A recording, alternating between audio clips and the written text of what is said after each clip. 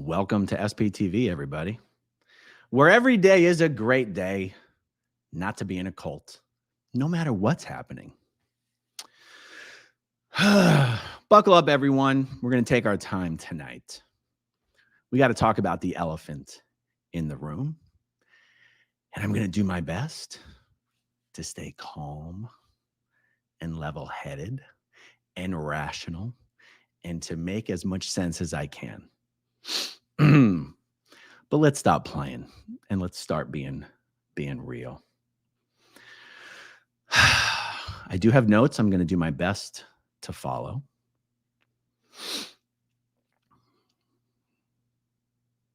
Let's do it.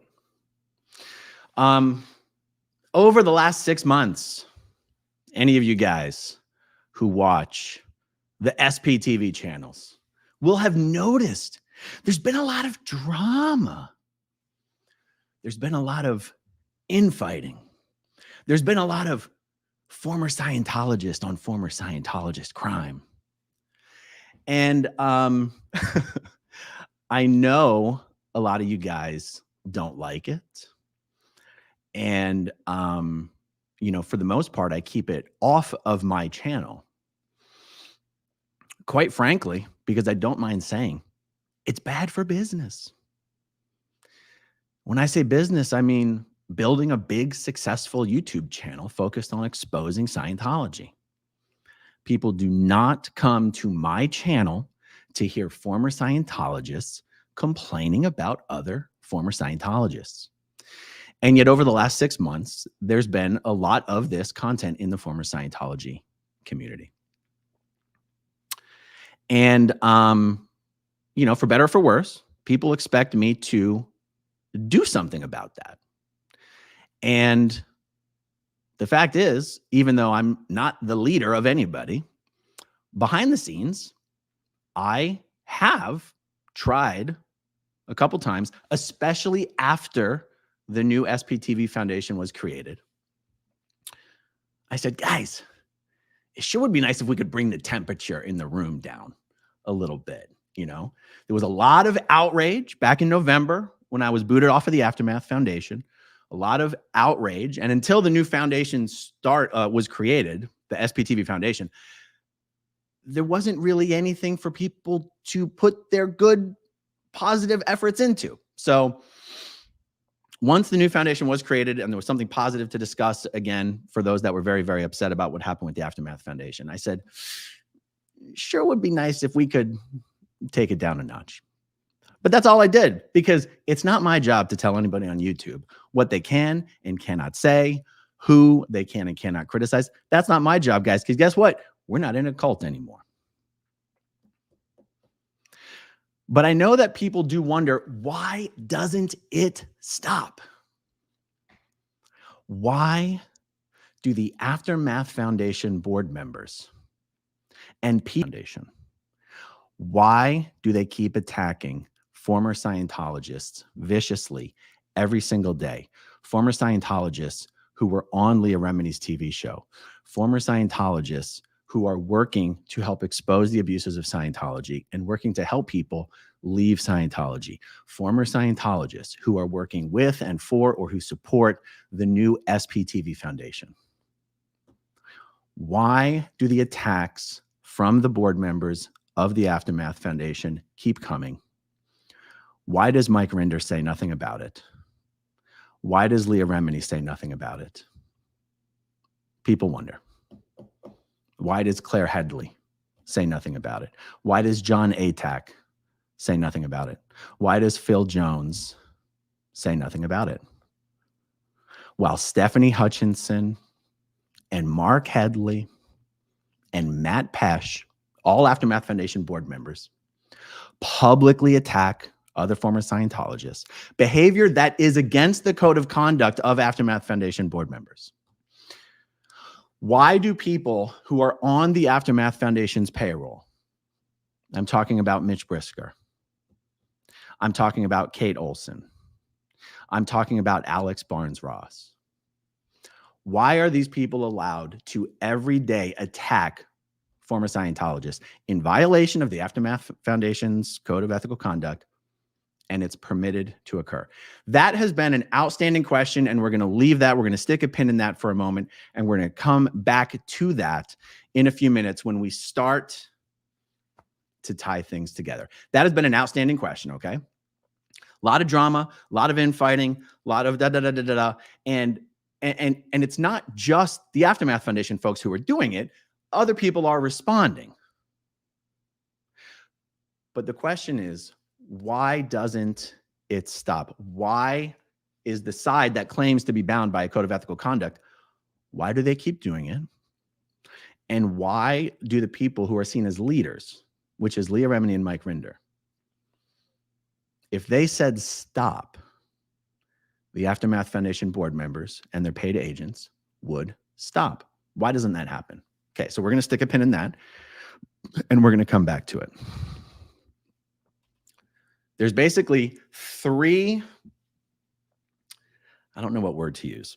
There's sort of three things happening simultaneously that I'm going to describe, and then I'm going to tie them all together. So the first thing is what I just described, this infighting, this drama, and why it doesn't stop. The second thing that I'm going to discuss has to do with the following. As I have explained previously in some videos, back in November 2019, my wife and I separated. Separated, but continued living together. I've discussed this a few times. I've described it different ways at different times. I'm trying to keep this as simple as possible. I went public with that information back in November because a number of people over the years, and then a number of people back in November, including Mike Rinder, Mark Headley, Claire Headley, have basically tried to use information about my private life, information about relationships I've had since November 2019, to in various ways humiliate me, embarrass me, blackmail me, try to control me.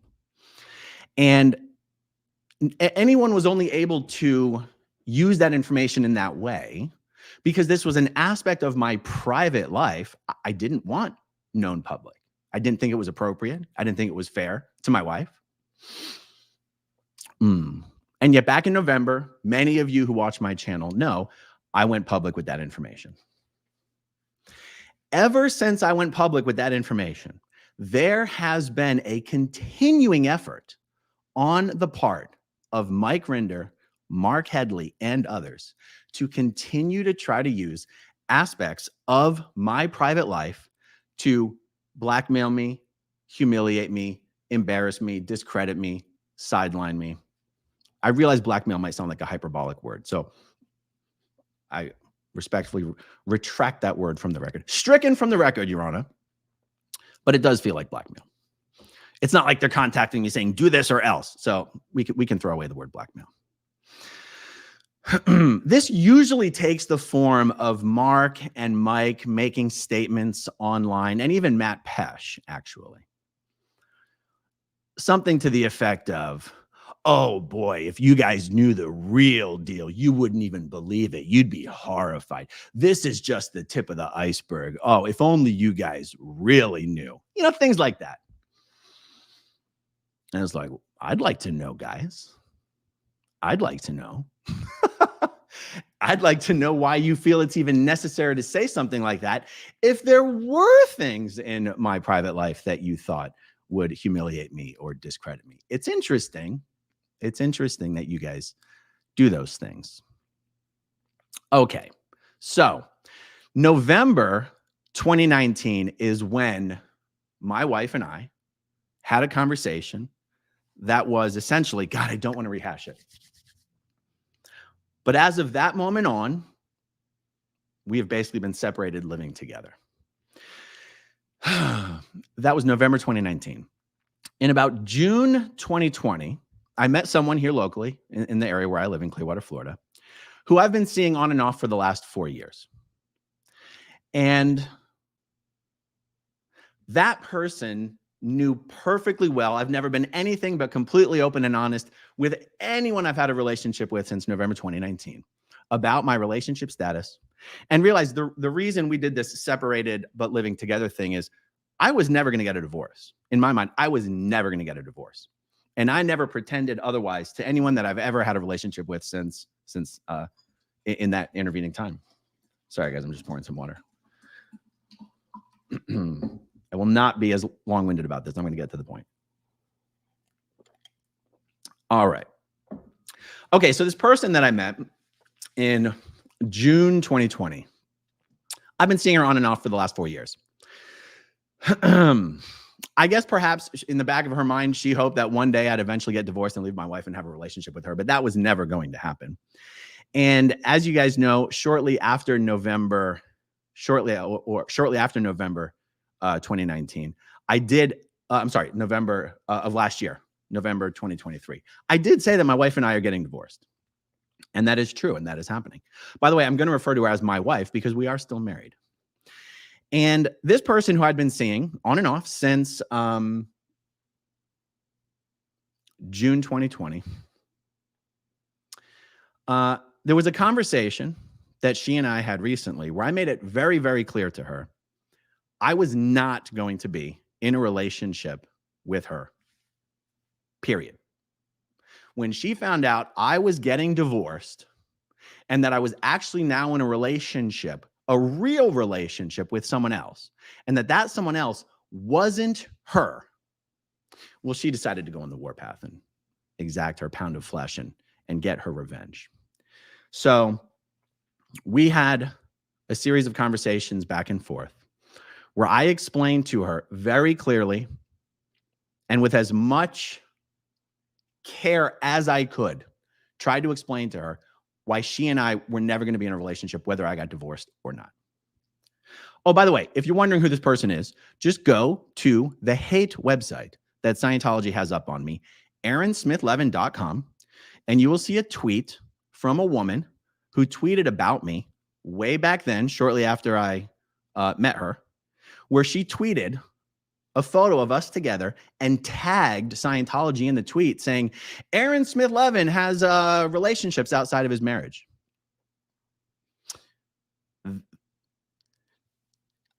I'm embarrassed to say that I continued to see this person on and off for the next 4 years, even though she had done that to me a month or two after we had met.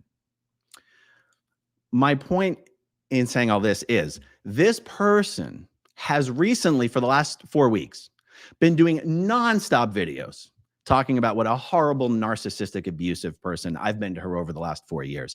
What most people don't know, because I've kept my mouth shut the entire time, is the only reason she's doing these videos. Her biggest complaint about me is that I'm in a relationship with someone and it's not her. Why am I mentioning all this? You can imagine my surprise, one might say my horror, to see Aftermath Foundation board members and their paid agents, Mitch Brisker, Kate Olson, Alex Barnes-Ross, and I'm going to throw Chris Shelton into that category. I'm not quite sure if the Aftermath Foundation is paying Chris, but I'm still going to throw him into that category. By the way, when I say paid agents, I'm not talking about some conspiracy theory. The Aftermath Foundation is paying Mitch Brisker. The Aftermath Foundation is paying Alexander Barnes-Ross. The Aftermath Foundation is paying Catherine Olson. You can imagine my surprise, my horror, to see board members of the Aftermath Foundation like Stefani Hutchison, and Mitch, and Alex, and Kate, in the comment section in the live chat of this person's videos, encouraging her, egging her on, celebrating her, cheerleading her. We believe you. You're a victim. Aaron's abused you. Well, this person said the most horrible things about me, my wife, Jenna Miscavige, nonstop.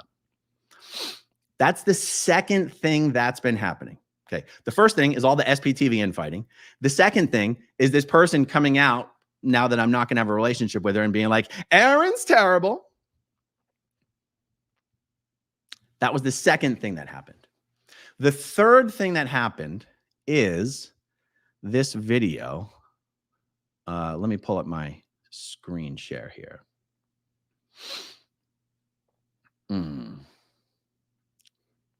Okay, the third thing that happened was this video that I did. It says 1 day ago, but I really think it was 2 days ago. I think it was probably like 47 hours ago.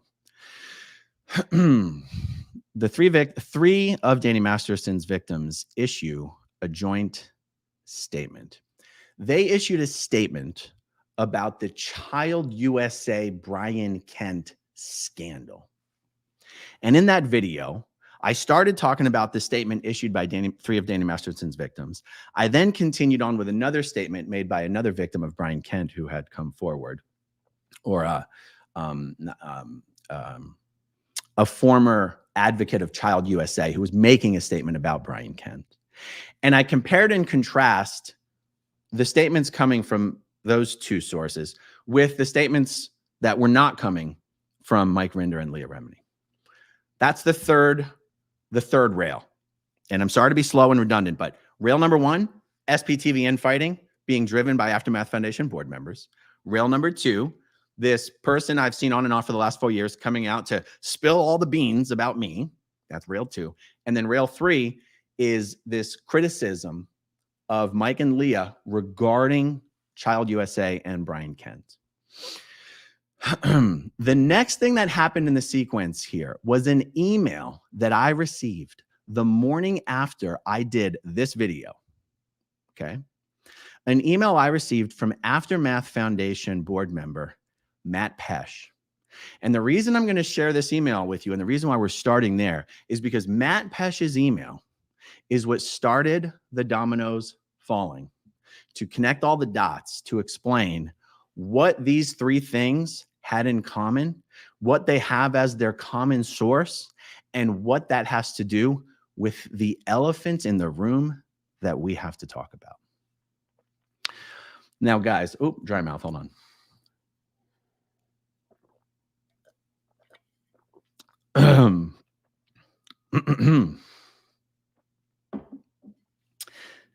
I have seen some of the most ridiculous rumors spread about me by the board members of the Aftermath Foundation. And they're so silly to me, I never bother responding because who cares? But you're going to see in the email that I'm going to share with you from Matt Pesch, one of the craziest rumors that I only heard starting spreading about me 2 weeks ago. And that is that I have some sort of an STD. I was shocked to discover this, you guys, because I didn't know.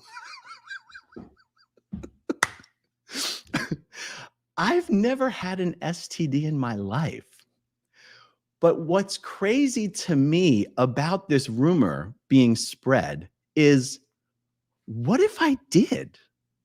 What if I did?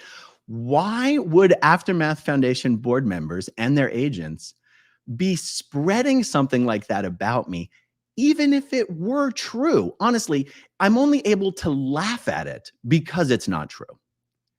But it does beg the question, what in the world are you guys doing? And what does it have to do with the elephant in the room? All right, let me share.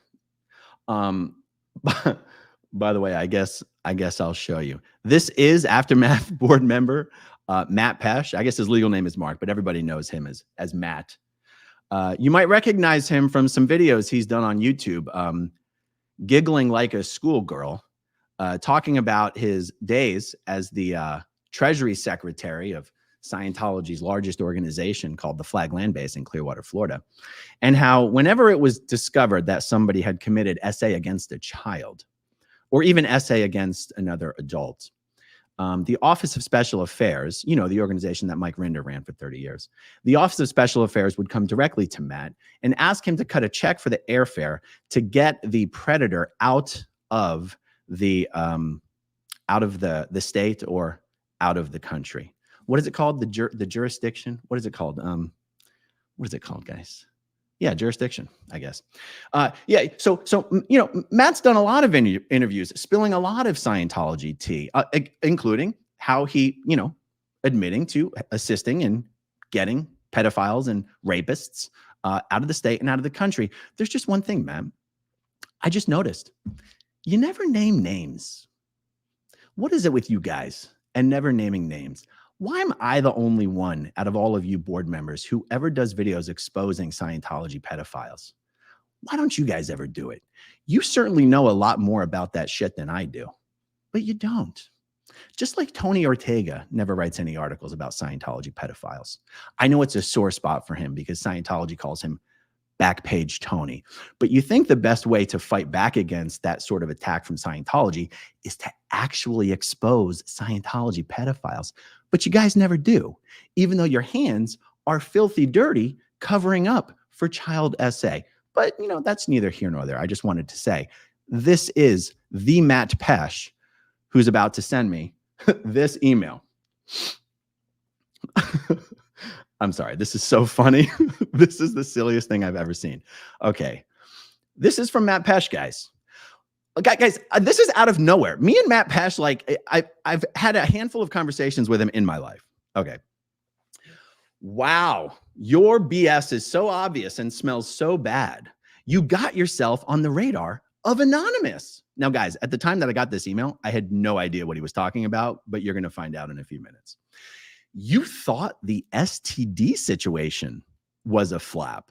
Now, guys, when I read this email, I had to blink twice and rub my eyes to make sure I wasn't seeing something. I said, the STD situation was a flap? I was like, what is he talking about? And then I was reminded that just about a week and a half ago or 2 weeks ago, another former Scientologist named Sonny Pereira had sent an email to Jenna Miscavige saying, watch out, Jenna. Aaron could have an STD. I heard he picked it up in Colombia. And I said, Sonny Pereira is the only sex predator I've ever known in Scientology. I was Sonny Pereira's senior when we were in the Sea Org. Sonny Pereira was a highly trained auditor and case supervisor. She was in highly trained auditors and case supervisors. By the way, a case supervisor is someone who oversees the auditing. Are almost invaluable indispensable in Scientology. She was a highly trained auditor and a highly trained case supervisor. I came to post one morning to find out Sonny was gone. They got rid of her overnight. Why? Because Sonny could not stop having sex with the people she was supposed to be auditing. It happened over and over and over. And guys, we talk about Scientology protecting abusers. Scientology was so sick of Sonny Pereira, they got rid of her for this reason.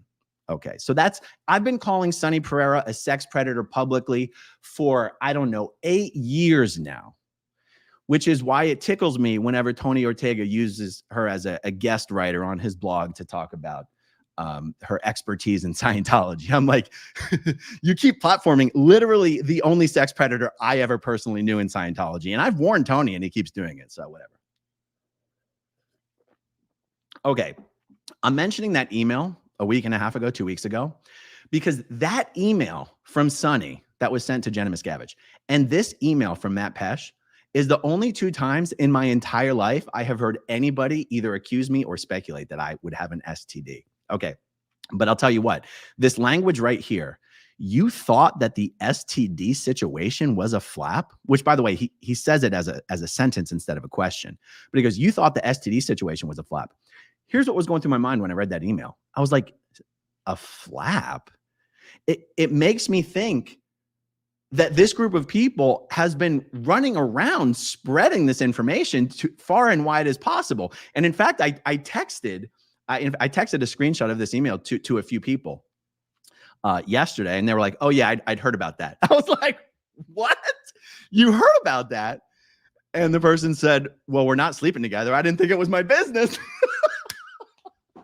And I'm like, has there been some concerted campaign to convince people in our former Scientology community that I'm like, I have an STD? And again, it's just, it's funny because it's not true.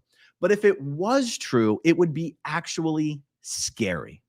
If it was true, it would be actually threatening. It's hilarious because it's not true. But if it was true, it would be pure, distilled Scientology fair game tactics being pushed by board members of the Aftermath Foundation that is ostensibly run by Claire Headley. But let's be honest, Mike Rinder calls all the shots. Even back in November when, things were going south with the Aftermath Foundation and me and Claire were, getting good with each other. She's like, I'm not really the one you have to handle. It is Mike. I'm like, yeah, I figured. So it was Mike who was insistent on getting rid of me. Claire had to go along with it, and I'm sure she agreed with it in her own way, but she wasn't the one driving that train. No surprise to anyone. So Mike Rinder, who ran the Office of Special Affairs for 20 or 30 years or whatever the hell that it was, whose job in Scientology was to destroy people's lives. And I hope you guys understand, not everyone's job in Scientology was to destroy people's lives. A lot of our jobs was actually to help people. Okay, let's be crystal clear about that. Mike Rinder's job in Scientology was to destroy people. And that's fine. I've never held that against him. But as I've mentioned in a few of my videos recently, I have, without totally realizing it, continued to have this kind of appeal to authority mindset. That, and Mike Rinder is the ultimate authority figure in Scientology he was, and in the world of former Scientology he was. Mike Rinder can do no wrong. Mike Rinder is motivated purely by good intentions. Mike Rinder would never lie. Mike Rinder would never cover up. It wasn't until Mike Rinder set his sights on me that I was like, oh, that's Mike Rinder. All right, let's go back to this email. Wow, your BS is so obvious and smells so bad. You got yourself on the radar of Anonymous. You thought the STD situation was a flop. Your life is a tornado of lies. Good luck with that. I really wish you would use your talents and your high IQ to stop hurting yourself and the suckers you pull in. I really do, meaning I really do wish that, even though I think you will keep digging your own hole until you hit bottom. Thanks, man. That was a strange email to get from you. But I'm glad that you sent it to me because it did send me down a little hole. It started the dominoes falling that made me go, I see. I see what's actually behind all this. I see why this keeps going and it doesn't resolve. So thank you for that, Matt. It's interesting that Matt comments on my high IQ because I'm about to show you his very low IQ. When he said, you got yourself on the radar of Anonymous, I was unbelievably confused as to what the hell he was talking about. I'm going to show you. And it's going to make Matt look like one of the stupidest people you've ever encountered. Let me see here. Okay. Check this out, guys. This is a Twitter account called Anonymous-tology. It has a whopping 28 followers. That's a lot more followers than it had a couple days ago, by the way. And actually, I think a couple days ago, it had 25 followers. So,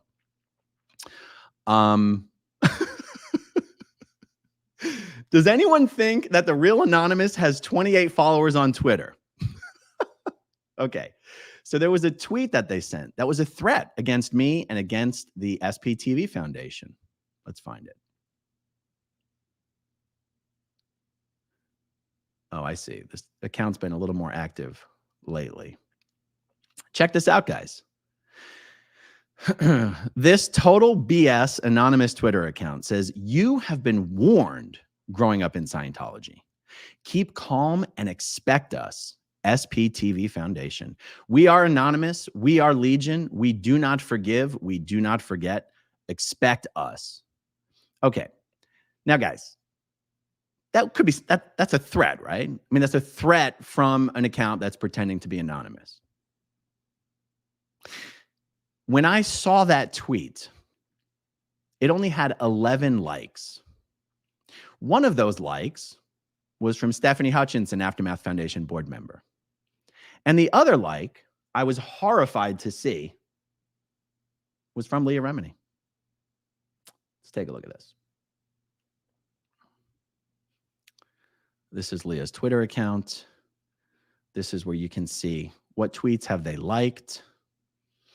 The most recent tweet that Leah Remini has liked is a tweet from this account pretending to be anonymous, threatening me and threatening the SPTV Foundation. Interesting. And let me see. Now, Stefani Hutchison, the Aftermath Foundation board member, didn't only like the tweet, she actually retweeted it.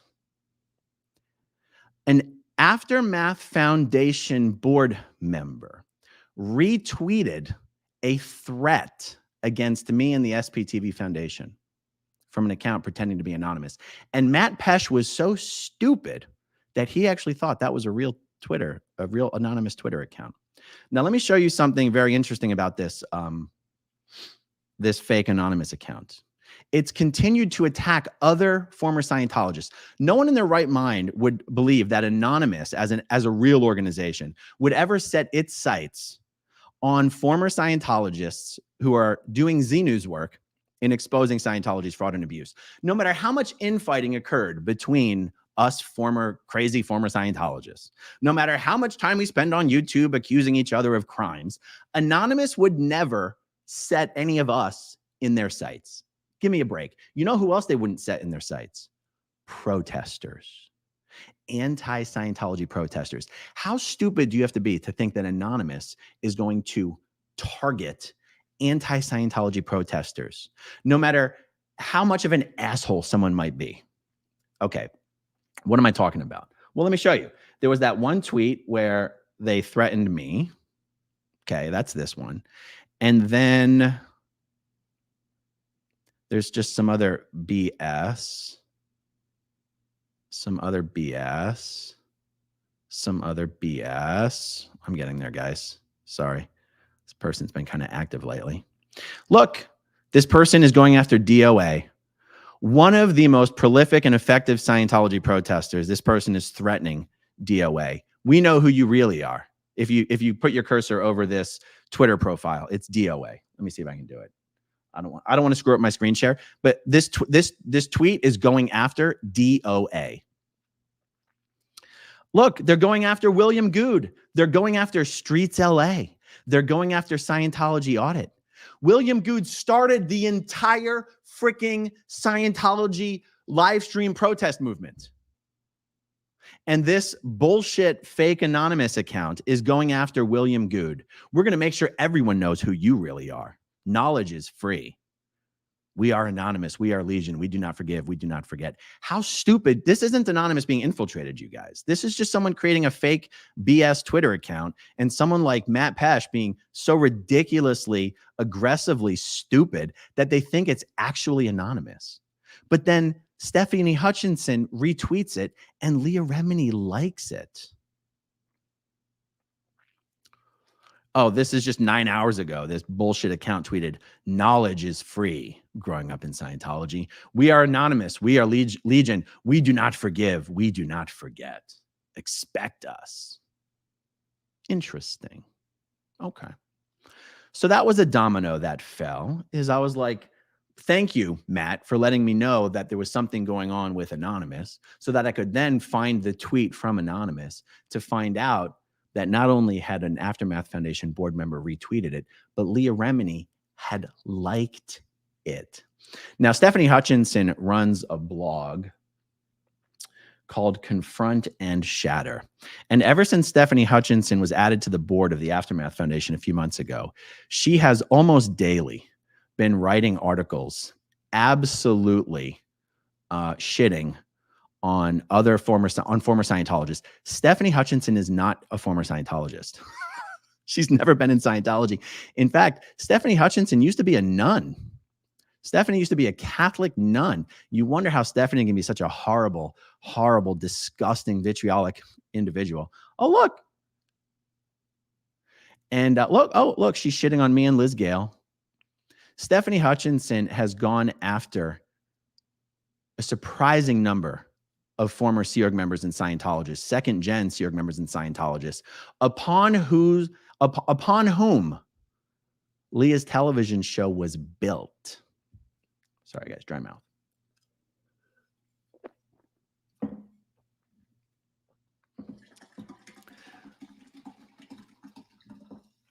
Leah's television show was telling our stories. Our stories. Won Leah 2 Emmy Awards. The Aftermath Foundation is inspired by Leah's television show.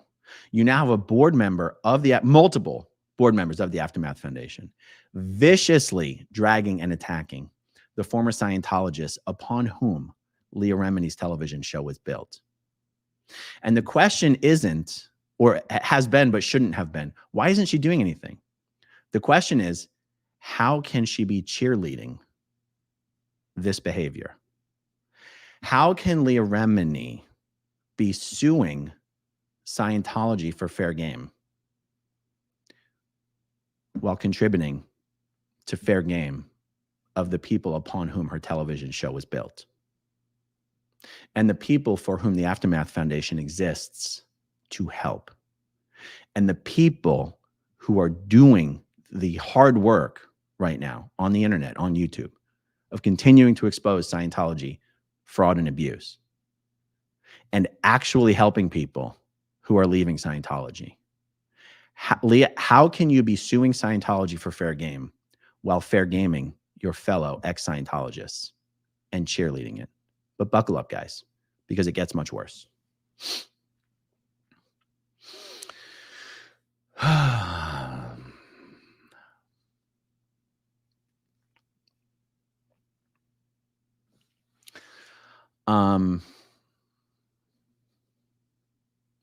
I'm just figuring out what my next screen share is. I'm gonna have to put in my earpiece for this. Before I get into my next screen share here, I want to point out, it's not Mike Rinder who tells Leah Remini what to do. It's Leah Remini who tells Mike Rinder what to do. Mike Rinder told Leah Remini not to sue Scientology. She said, F you, I'm doing it anyway. She asked Mike to join her as a plaintiff in his lawsuit. He said no. He said, not only am I not going to join you, you should not do this. And she said, well, if you're not going to do it with me, I'm going to do it without you. And that's what she did. Leah Remini's got balls. There's no question about that. But let there not be any question as to who's conducting the train. When it comes to the Aftermath Foundation, it's Mike Rinder conducting the train, not Claire Headley. Not really. But when it comes to everything, it's Leah Remini who's firmly in the driver's seat. Mike Rinder knows where his bread is buttered. He does what Leah Remini tells him to. I don't think anybody actually doubts that. Okay, guys. Here's where things start to get a little serious. Let's go back to what I said was rail number 2. This person who I'm not going to name, because I'm not going to give her a shred more attention than I possibly have to. The person who I've been seeing on and off for the last 4 years, who's decided now that she can't have me, she's going to try to destroy me. She has made mention in her videos many times that Aaron, I don't really know what it is that made her do these videos. She goes, you have no idea. I found out things. She goes, I found out that you've been lying about being in an open marriage. You lied. Your wife doesn't know anything about it.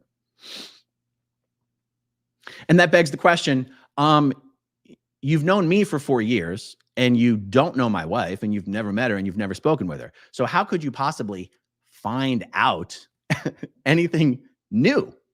Obviously, someone has to be in her ear telling her. But who could possibly be telling this person anything who has any sort of credibility? I had my theories, but no evidence. And then this person made a very fatal mistake. This person in one of their videos recounted a phone conversation that my wife allegedly had with one of my wife's friends just a few weeks ago. How stupid can you be? By recounting the details of a conversation that could only be known by either my wife or the person who had the conversation with my wife, who's described as one of my wife's best friends, this person outed their source. I am actually going to share with you a clip from this video. This is a 19-second clip. Let's do this. What the wife said is that she never agreed to this open relationship. Told her best friend that. Told a couple of them that. She was crying and upset about the situation weeks ago. So there, Aaron, that's what's going on. Well, there you go. The person who spent the last 4 weeks doing videos about what a horrible sociopathic, narcissistic abuser I am is recounting a conversation that allegedly occurred between my wife and one of my wife's best friends just a few weeks ago. Interesting choice. Now, there's a fella who's become a little notorious in our former Scientology community named Zero Dark Tony. And I haven't said his name in a really long time, but he's one of the people who swooped in once he found out that there was someone on the internet talking smack about me, and he became best buddies with this girl. And you know how things go with Zero Dark Tony. He swoops in, he gets information, and then he turns away from you and he spills all your information. Zero Dark Tony was in this person's live chat and got into an argument in the live chat with paid Aftermath Foundation agent Catherine Olson. And this person who does these videos about me blocked Tony from her live chat. Uh-oh. Nobody puts Tony in a corner. This person had been confiding in Tony for a couple weeks about all the juicy things that she thought was going to take me down. And then she went and did something to Tony that was going to piss him off, and it sure did piss him off. And here's what Tony did about it. I would like to tell you right now, because I'm not putting this up with this shit anymore, has been communicating with Claire Headley and Tony Ortega. She doesn't even know who they are. And she's just like communicating with them on the phone as if they're her friends. And I will tell you something that is the big whopper of all right, is that has been in touch with Leah Remini. I will say that again. I'm going to say it again. Is in touch privately with Leah Remini. Now, I have to tell you, people had told me that they believed Leah was secretly behind the videos this girl's been doing about me. And I did not believe it. And then someone in my live chat pointed out that Leah Remini follows this person on Twitter. And Leah Remini blocked me on Twitter. I was already appalled enough when I found out that Leah follows this person on Twitter. When I found out Leah's actually encouraging this person to do videos about me, well, dare I say we need to talk about the elephant in the room. This person doing videos about me has never been a Scientologist. They've never had anything to do with Scientology. The only relevance this person has to me or anything to do with me is she's someone that I've seen on and off for the last 4 years, period.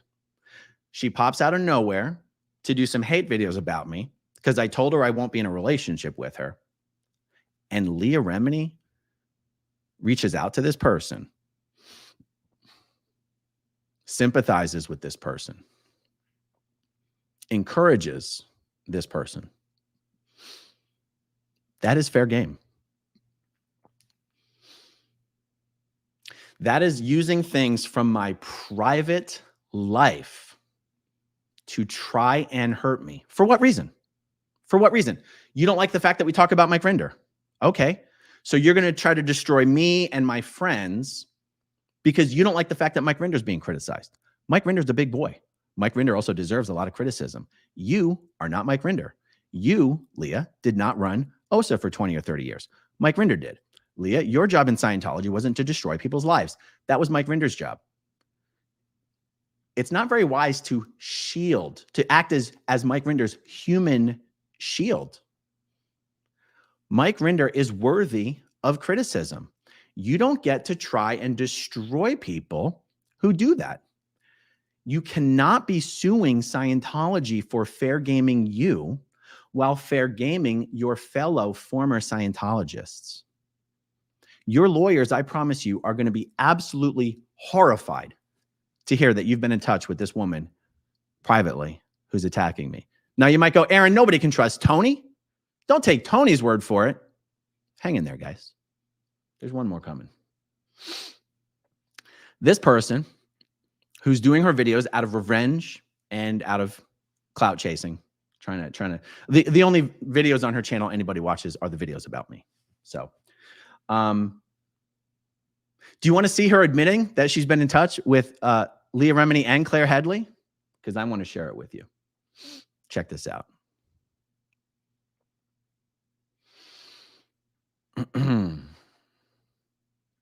Hey, this person said that you're having contact with Tony Ortega and then Leah, I think that's who he said. It's like, okay. It's not it doesn't matter. You know what I mean? Like what is the goss about that? Or maybe he thinks those people are going to get mad at me or something. I guess that's gossip. I don't know. I guess that's a big bombshell, but you know, it's like, if you don't do it, I'm going to do it. I'm going to expose it. It's like, dude, that is not something that's not like an expose or something. Like, I don't care. And in fact, I think it makes me look kind of cool that I maybe have talked to them. And I never confirmed or denied that to anybody. So it doesn't matter. He could be totally lying on his ass. It doesn't matter. Could be correct. So he turned on me like quickly. And it's not like we're friends. Like I only talked to him a few times in the week, but it's like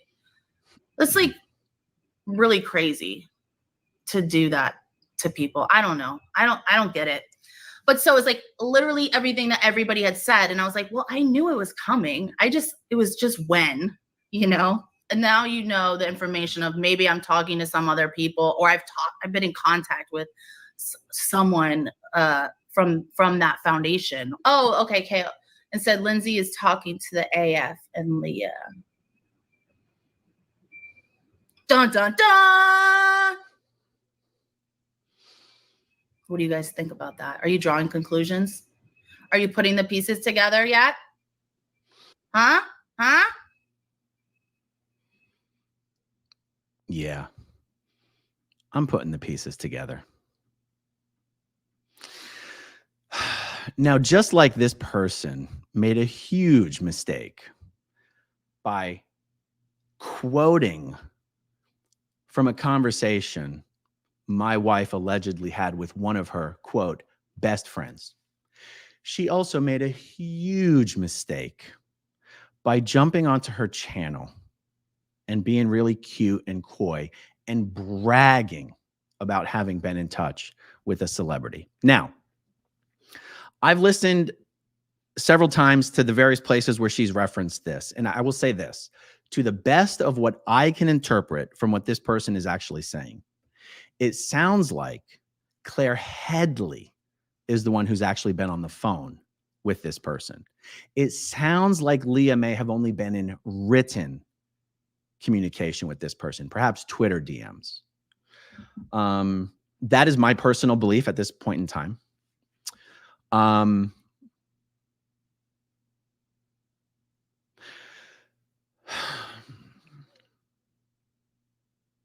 For me, it is personally embarrassing to admit that relationships have gone this far south. But we cannot be in denial about why this constant upset in the former Scientology community, the SPTV community, why the Aftermath Foundation keeps attacking me and people associated with me. The reason is because Leah Remini wants them to. Because Leah Remini has said it's okay. I'm guessing because Leah Remini is just furious that her best buddy, Mike Rinder, has come under criticism. And she sees me as the ringleader of those who are criticizing Mike Rinder. Here's the ultimate joke. I have nothing to do with the criticism Mike Rinder is receiving from former Scientologists. Zero.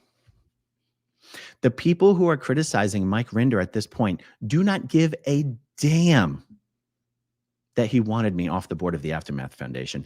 It's got nothing to do with anything. Serge Del Mar, Miriam Francis, Liz Gale, Ono Nora, people who are criticizing Mike Rinder for what he has done in Scientology and not done since leaving Scientology. They are their own people with their own voices and their own platforms. And I apologize if I left anyone out who would like to be included in that list. It's just what is coming to the top of my mind. They are not doing what they're doing because of me. No, I've seen people say none of these people had anything to say about Mike Rinder until Aaron got voted off the board, and now all of a sudden they have something to say. I truly believe that a lot of these people were not criticizing Mike Rinder because it would make my life difficult at that time. I am and was their friend. I was on the board of the Aftermath Foundation. Picking a fight with Mike was kind of like picking a fight with me. I'm not even trying to be defensive or to, step out of the way of the bus. Guys, blame me all you want. I don't care. But it's kind of infantilizing these other people to say the reason they're criticizing Mike Rinder is because they're under Aaron's spell. It's so ridiculous. When I saw these videos and it became clear that Leah Remini was actually in touch with this person who's doing these hateful videos about me, by the way, slanderously hateful videos, I'm pursuing legal options. I tried to text and call Leah Remini. I knew she had me blocked on Twitter. I did not know she had blocked my number. What is going on with you, Leah? By the way, she blocked me. I've never tweeted anything negative to Leah, ever. She has me blocked on Twitter. So Jenna Miscavige tried to get in touch with Leah Remini. She found out that she was blocked on Twitter as well. Jenna Miscavige has never even sent a tweet before. She has a Twitter account. There's nothing on it. She's never tweeted before, much less tweeted at Leah Remini, much less tweeted something negative to Leah Remini. Jenna Miscavige is blocked by Leah on Twitter. So Jenna tried to text and call Leah. Jenna's number is blocked. What is going on over there? Streets LA, William Good, Scientology audit is blocked by Leah Remini on Twitter. Why? What is going on? Now, I found out that Leah Remini is one of the people who's been calling people going, Aaron's lied to us. It turns out he's been lying this entire time about his open marriage. It's not what he said it was. He lied. Where's this information coming from? I found out it's coming from Claire Headley. So what happened is my wife did have a conversation with Claire Headley. And, I was going to bring up some text messages from my wife that I actually had them ready to go. But I don't need to read her text messages in order to explain this. Back in November 2019, I sat the two of us down and I said, this isn't working. You know it. I know it. We're miserable. We've got nothing in common. We can't even talk to each other. And by the way, when I talk about my marriage and what happened in my marriage, I don't consider my marriage a failure. I consider we should both get medals for keeping our marriage together for 20 years, considering we got married after knowing each other for a few weeks. And we didn't even have to know each other in the Sea Org while we were married. And then when we left the Sea Org, we found out we really had nothing in common. But family unit was important to us, and we managed to keep it together for 20 years. I'm proud of my 20-year marriage. I'm proud of it. I do not see it as a failure. But we also both deserve to be happy. And in November 2019, I sat us down and said, this isn't working. This isn't working. I can't keep doing this. I am not asking for a divorce, though. What I'm asking for, I guess I would call an open marriage. At the time, I didn't. Now I use the term separated but living together. But at the time, I didn't know that that language was a thing. So I called it an open marriage. Basically, I'm going to live my life. You live your life. I don't rely on you for my happiness. Don't rely on me for yours. And I said to her, look, I'm telling you, this is what I want, but I'm not asking for a divorce. I want us to see our kids every morning, every night. I value what we have here. I'm not asking for a divorce. I'm okay with this other thing that I'm proposing, whatever you want to call it. And I said, but if you want a divorce, we'll get a divorce. And I said, look, in this conversation, even if you said, okay, I'm okay with this. I said, you'd probably only say that because you feel like you don't have a choice. But I just want you to know, even if you say right now that you're okay with this, and then in 3 months down the line or 3 years down the line, you're like, look, I just can't live this way. We have to get a divorce. I'd be like, then we're getting a divorce. It's whatever you want. I've told you how I feel. I've told you what I want to do. And I told you what I'm not asking for. Whatever you want is what we'll do. Now, at no point did my wife go, I'm okay with this. By the way, I know there's people saying, this is none of our business.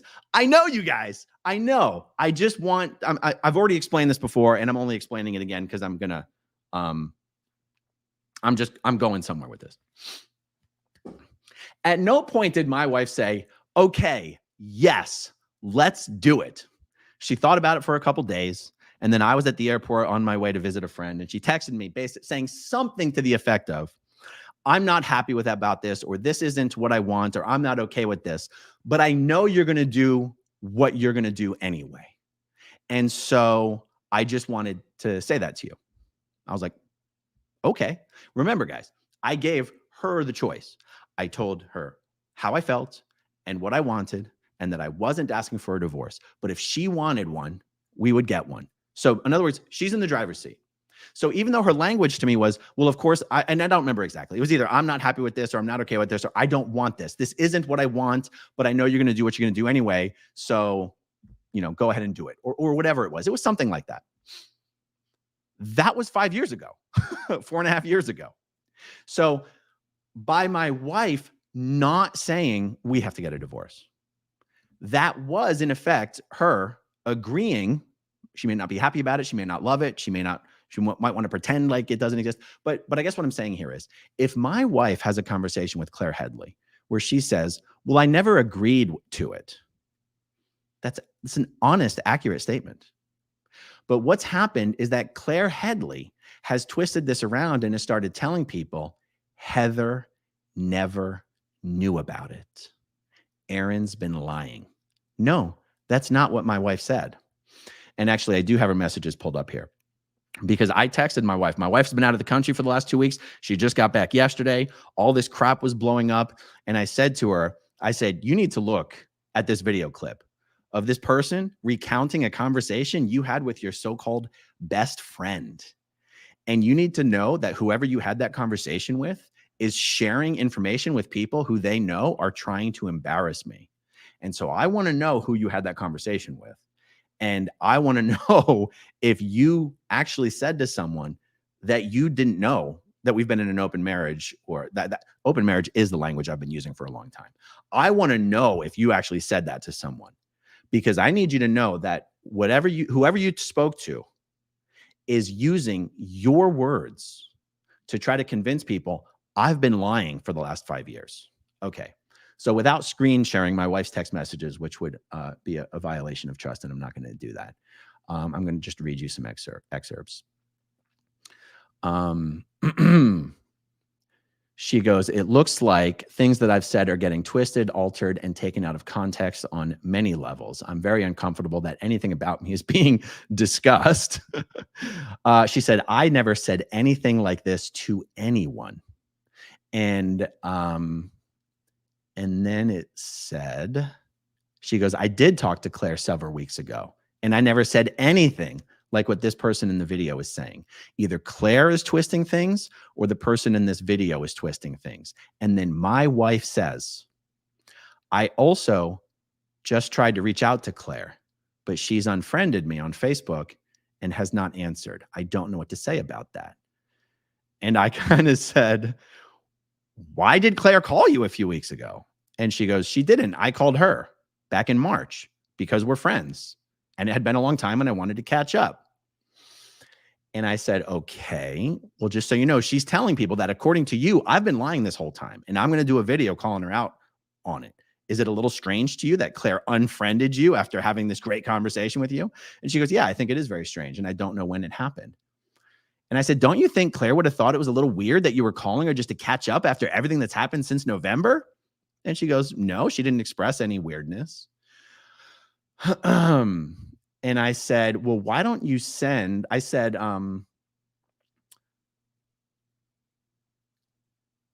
maybe you should call Claire and ask her why this person is doing videos referencing a conversation that you had with her. And my wife said, I have messaged Claire. She has not responded, but I can see that she has seen the messages. And I said, okay, maybe you should call her. And she goes, okay. And then I asked her this evening before I started this video whether she tried to call Claire. And she said, yes, she did try to call Claire, but Claire did not answer the phone. The dominoes have all fallen. We can now see what the source of the non-stop conflict in the SPTV world is. It is because Claire Headley and Leah Remini have issued a green light on attacking me and anyone and everyone who is seen as loyal or friendly or supportive to me. That's the elephant in the room. I have a platform,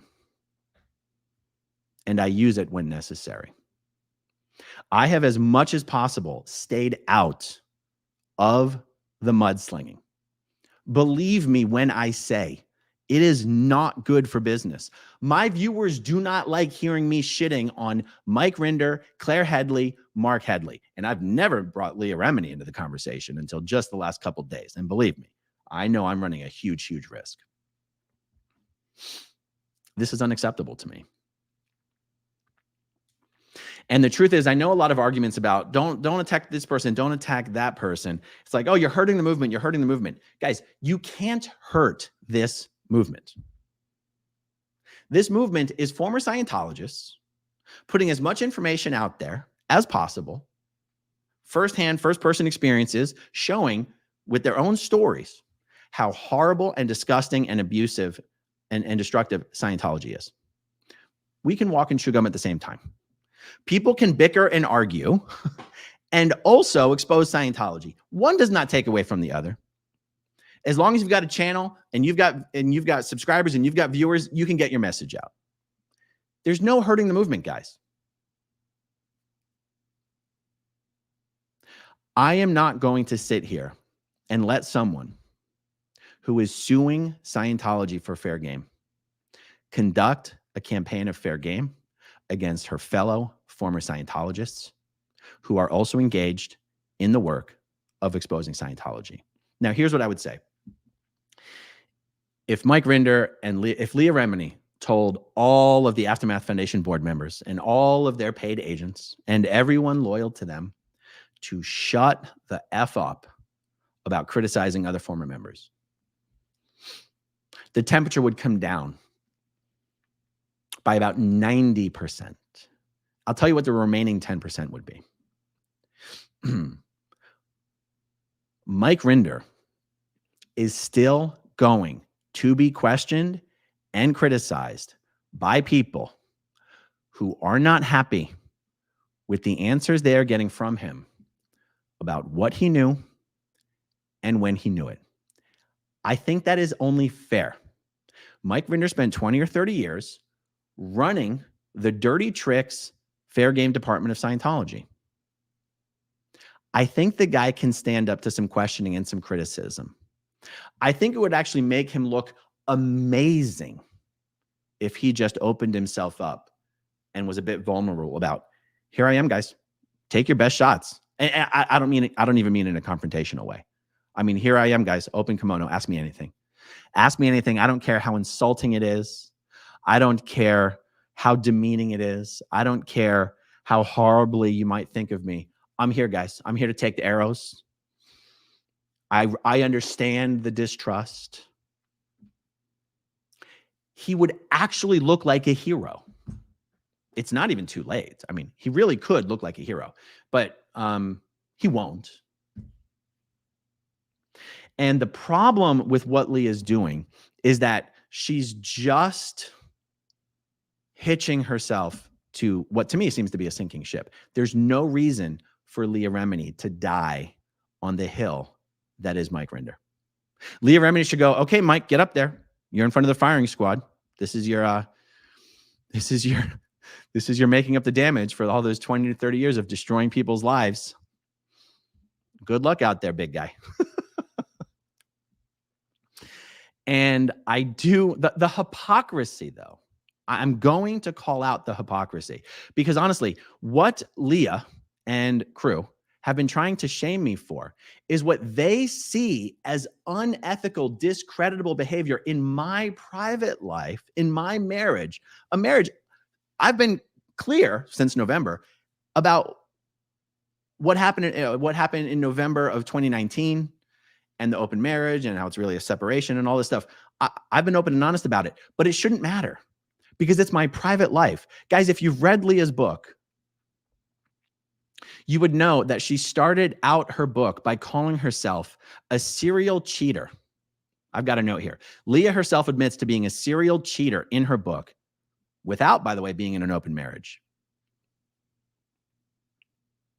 But it's okay for Leah to support people who are condemning me for behavior that's not even close to what she admits she did when she was A, in an actual marriage, committed monogamous marriage, and B, was a Scientologist. So she wants to support someone who's trying to embarrass me for stuff I'm doing in my private life. When Leah starts her book by saying, I'm a flawed person, this is all the bad shit I did. When Serge Del Mar was at Leah Remini's house, he asked her, Leah, why don't you do more talking about the kids in Scientology? She said, baby, I love what you do, but I just don't have a dog in that fight. Huh? Leah Remini is the national ambassador for child and family protection for Child USA. How in the hell do you not have a dog in that fight when it comes to talking about specifically the treatment of children in Scientology?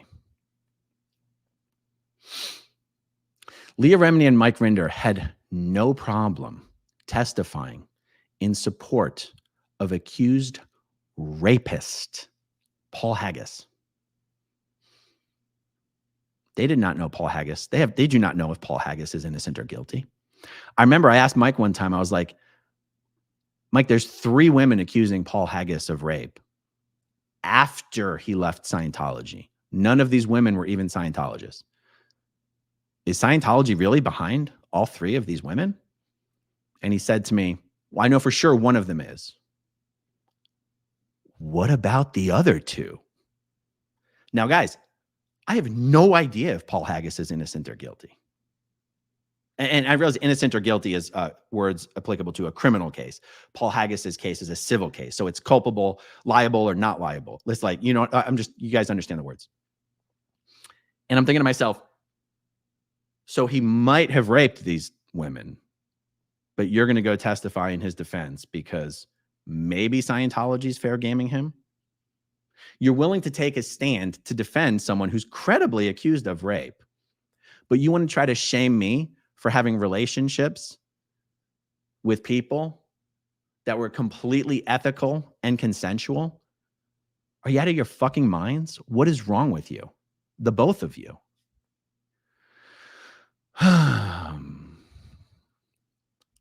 There's some other notes here. I'm just trying to determine if they're actually worth bringing up. Oh, when I went to LA to cover the Danny Masterson trial, I went over to Leah's house. Chit-chatted. She casually asked me, how are things with Heather? And this is the first time I was like, oh my God, no, marriage is horrible. We had started an open relationship years ago. Leah goes, thank God someone is finally being honest with me.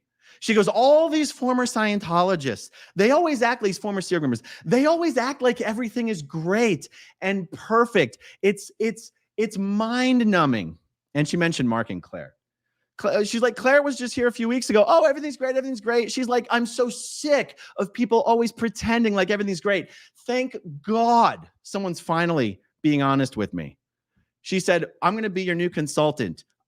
I'm going to show you, I'm going to help you get laid.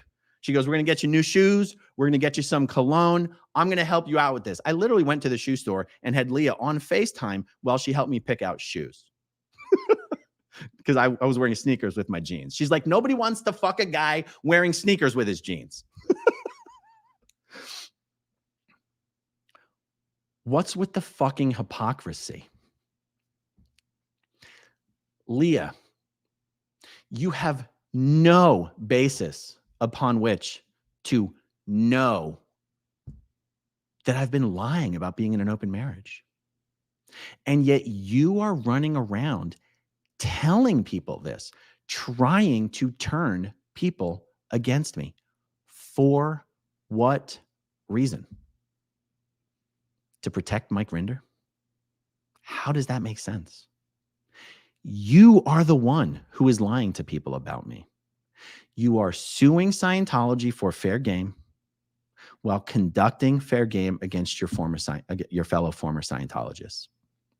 Your lawyers, I am sure, are going to be horrified that you're secretly in touch with this girl I've been dating who's just trying to smear me for literally no good reason other than the fact that I'm not still with her. And I can't believe you would stoop that low. I can't believe you would block Jenna Miscavige. What? What has gotten into you? Okay, there's some other items here. Let me see if I really want to do this. Oh, I mean, even the person this person whose name I'm not saying, who's doing these videos about me.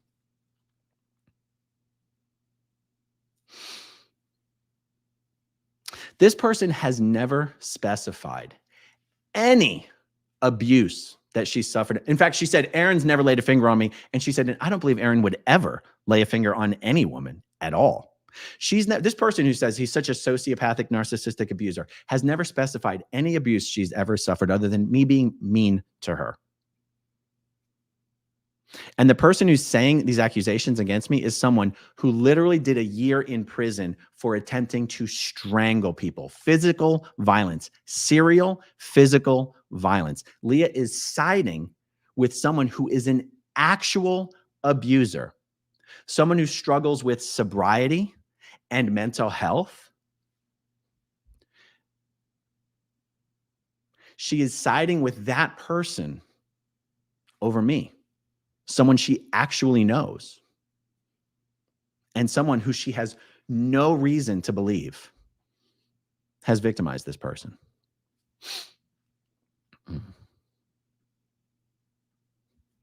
Leah says that one of the reasons she does her activism is that she spent so many years helping people get into Scientology that now she feels an obligation to help people get out of Scientology or to keep people from getting into Scientology.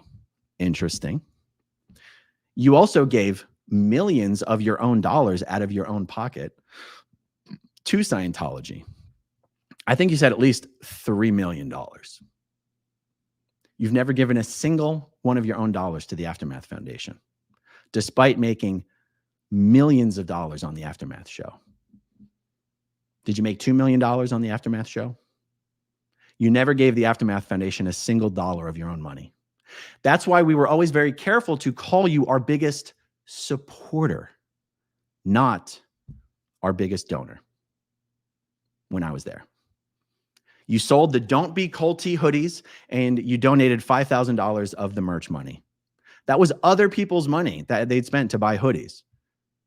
You never gave the Aftermath Foundation a single dollar after making millions of dollars on our stories.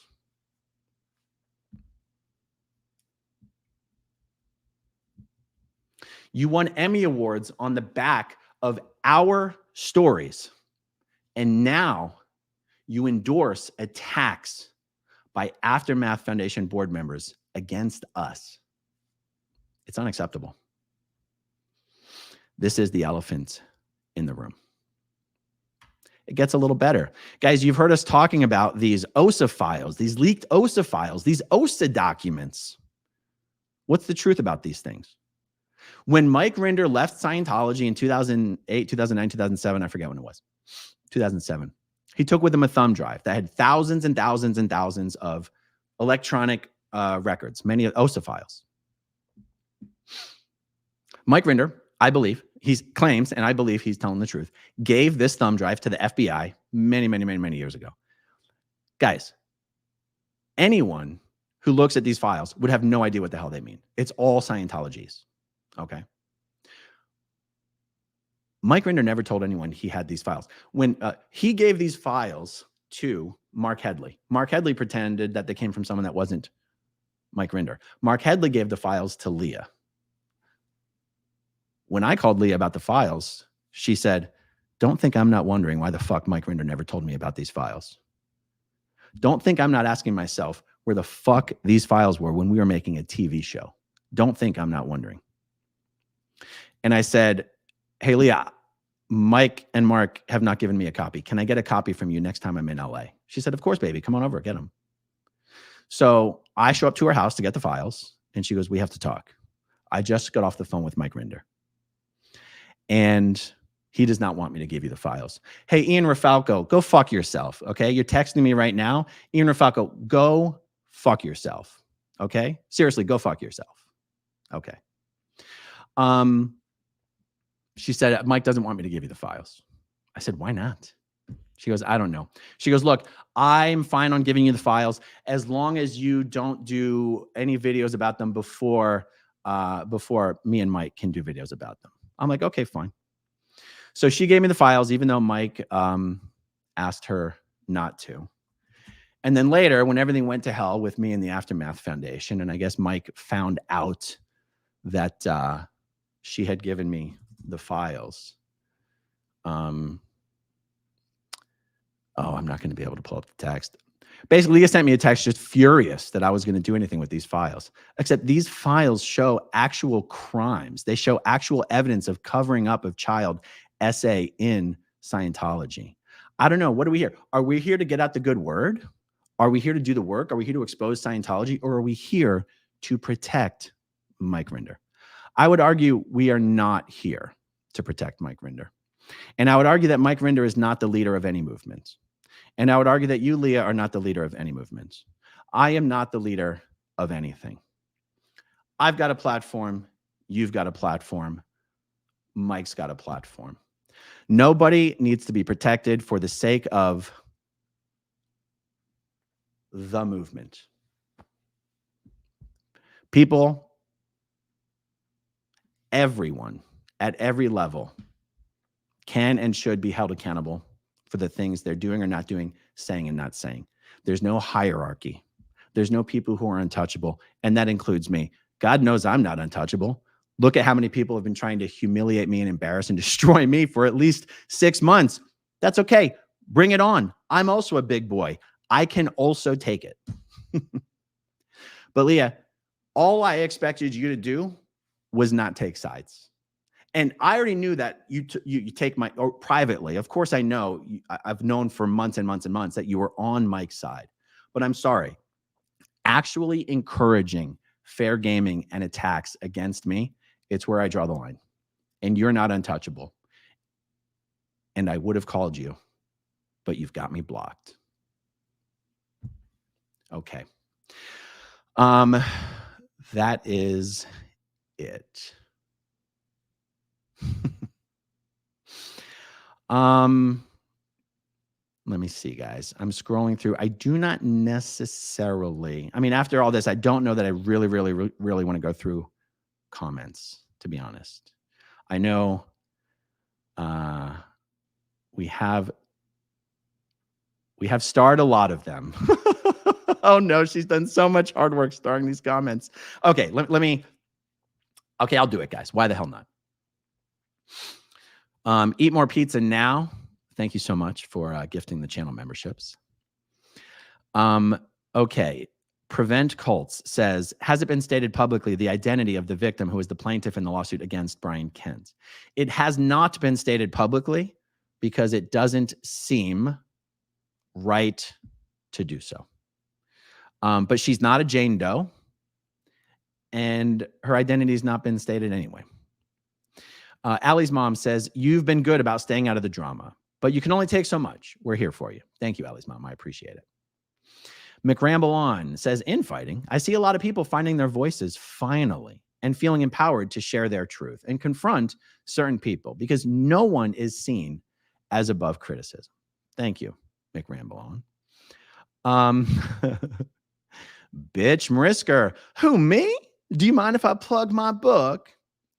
It does give, by the way, nobody was surprised to see bottom feeder Mitch Brisker appearing on the channel of the woman who's been doing videos bashing me with the very thinly veiled excuse that he's just been desperately looking for someone to do collaborations with about substance recovery, addiction recovery.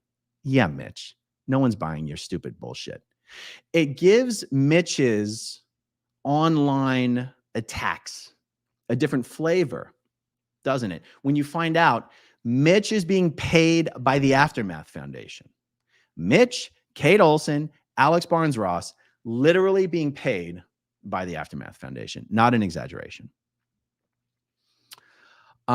Lissy says, I thought Alex has his own foundation now. He works for the Aftermath. Oh, I know a lot of people are confused about this because Alex keeps talking about the wonderful foundation he's going to create. Yes, Alex is the career consultant for the Aftermath Foundation. How he could consult anybody on a career when Alex doesn't make enough money in his real life to pay his rent is beyond me. He literally put up a post on his community tab last month saying, I'm short on my rent this month. Can you please help? Huh?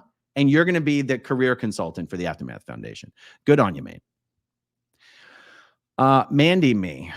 Miss Bixler. This is Jane Doe 3, Chrissie Bixler Zavala. Miss Bixler was attacked on Twitter last night by these crazies, and she called out Leah to say something. Yes. Believe me. I know. Susie SP Squirrel. If no one from the SPTV Nation responded to them, wouldn't they go away? Like the bullies at school, they just want a reaction, and right now they are getting one. Yeah, but if you've got the bully, is it up to the person who's being bullied not to respond? Or if the bully is the people who claims that they're the ones with class and they're the ones taking the high road, but behind the scenes, they're actually encouraging the attacks. Like, I guess your question is, let me acknowledge the truth of your statement. If people stopped criticizing Mike Rinder and the Aftermath Foundation, then I'm sure they would stop criticizing others. Yeah, that's true. That's not going to happen. Blake Reed says, in my honest opinion, I bet Mike, Mark, and Claire betray and attack you because you expose all of Scientology's evil deeds while they pretend like they weren't even the upper crust. Wait. While they pretend like they weren't even the upper crust, but they were part of the suck. I think Mike's very upfront about him being part of the upper crust, and Claire as well. What's always been shocking to me is that he's open about having been one of the most senior Scientology managers in this sector of the Galactic Federation, but he knew nothing. Child SA, what? Not on my watch. Covering up child SA, what? No. But then you go through the OSA files, and there's literal evidence in the OSA files of Mike helping to cover up child SA. That's the problem. Thank you, Blake. I appreciate it. Which STD? You mean the STD called smart, terrific, and dashing? Oh my God. Let's see here. Eat More Pizza. We support you, brother. Thank you, Eat More Pizza. I appreciate it. Nerd Report. We have your back, bro. Thank you, Nerd Report. Good to see you in here. Casey answered your own question. They don't name names because their hands are dirty. Matt's comment to Kelly was disgusting. Yeah. Matt has attacked Kelly. He's attacked Miriam Francis. And he's attacked me. Solicitous. Stay brave, Aaron. You have courage and honesty. Thank you very much. I appreciate it. Matt Elliott. Why is he even using a Scientology word like flap? I know people have said that flap is a real word. It's not a Scientology word. You don't hear it that often outside of Scientology. It is, I mean, to a former Scientologist, it's a Scientology word. And I'll be honest, when I'm talking to other former Scientologists, I do use the lingo quite freely. I know there are some who think that's a sign of not being fully recovered, but I disagree. I disagree. Just my opinion. Gail DE says, the drama tends to trigger me, but this is important. I'm glad you feel that way because that's how I feel as well. I am normally, I mean, guys, I've never done a video like this before. And I took an extra day. I took an extra day just to see if I would wake up this morning and still feel that this was a video that I needed to do. And I very much feel that this is a video that I needed to do. Grooms Pups 315, new channel member. Thank you very much. Garvio Loken, they're accusing Aaron of having cooties. All right. Jane Wilson, are you saying that they're being paid? Did you mean that? Oh, yes, they're being paid. Oh, I don't mean that they're being paid to attack. I mean, they are being paid by the Aftermath Foundation to do work for the Aftermath Foundation. They're attacking for free. Kelly BC, is Ian Rafalco on the payroll? Ian Rafalco has been, the Aftermath Foundation has issued Ian Rafalco a couple grants. So like Ian Rafalco gets his money for free. Like the Aftermath Foundation has given Ian Rafalco money, but not to do work for them. He's given them money because he's asked them for money to support himself or to pay for therapy or whatever the fuck it was for. Mitch is being paid to do work for the foundation. Kate's being paid to do work for the foundation. Alex Barnes-Ross is being paid to do work for the foundation. Ian's just on the dole from the Aftermath Foundation. Thank you for your text messages, Ian. I really appreciate it. I hope you have a wonderful evening. Portland SP supporter, new member. Thank you very much. Lethanda Grauklinger, you'll always be one of my favorite screen names. Your wife and you have gone through unambiguously hard times with the cult and have shown so much loyalty towards each other. It's true. It says a lot about you both to have so much decency and compassion. Thank you. I appreciate that. Ren B, the clap flap. It's as if they were all stunted and have the mindset of pissed off teenagers. They think about you so much, they just might be fans. They need to worry about themselves. Sheesh. Thank you. LA Wakeling, we are Legion of 11. Chemist, Etu, Leah. Thank you very much. Is anonymous still a thing? I personally don't know. The real anonymous account on Twitter has like 7 or 8 million followers, not 25. So are they still a thing? Who knows? They're anonymous. You know what I'm saying? Chemist, calling it now. Leah's going to settle. Well, I mean, she'll settle if Scientology gives her an offer. But so we'll see. Trust me. Okay, the Watts 05. Trust me. Anonymous will be pissed about being impersonated. I hope so. Rose Gold. It is so sad about Leah. I'm so sorry, Aaron. I appreciate it. Okay, let's see. Nicola Holden. Remember, though, production didn't pay anyone but Leah and Mike, and they still get paid to get opportunities from it and the awards. It's true. And the truth is, nobody wanted to get paid. But realize, the people that went on the show got nothing out of it. Nothing. Instead, what they got was hate websites up for eternity attacking them in the most vicious and disgusting ways. And that's fine. I think it's relatively fair to say we all knew what we were getting into, and we were all happy to do it. But there's a very, very different power dynamic in play. Mike and Leah made a mint making this show, telling our stories. For any of them to be okay with the Aftermath Foundation attacking the very people who were on the show, it is unconscionable. Stacey Toms said, when Leah called Mike Brown and chewed him out, she proved that she's not willing to do the research and hear the other side. It's very sad. Yes, in that conversation that Mike Brown has briefly referenced in some of his videos, Leah made it very clear. I'm Team Mike. If you're not on Team Mike, you're an enemy of mine. Well, I'm sorry, Leah. We're not in a cult. We don't have to give a shit about Mike Rinder. And if you're going to say anyone who's got a problem with Mike Rinder has a problem with me, then it sounds like you're making the problem. You're making your own problem. Someone having a problem with Mike Rinder should not mean that they have a problem with you. You're the one saying that that is the case. And that's exactly what you said to Mike Brown. Colette says, it is upsetting knowing about the Aftermath Foundation's dirty work. I used them as my Facebook birthday fundraiser last year. Sad to know my little donation has gone on to smear Aaron and others. And I'll say this, guys, the Aftermath Foundation has contributed to this silly, silly conspiracy theory about the SPTV Foundation, that we don't actually have a bank account. And that all donations to the SPTV Foundation are secretly going into my personal bank account because nobody can find our EIN number online.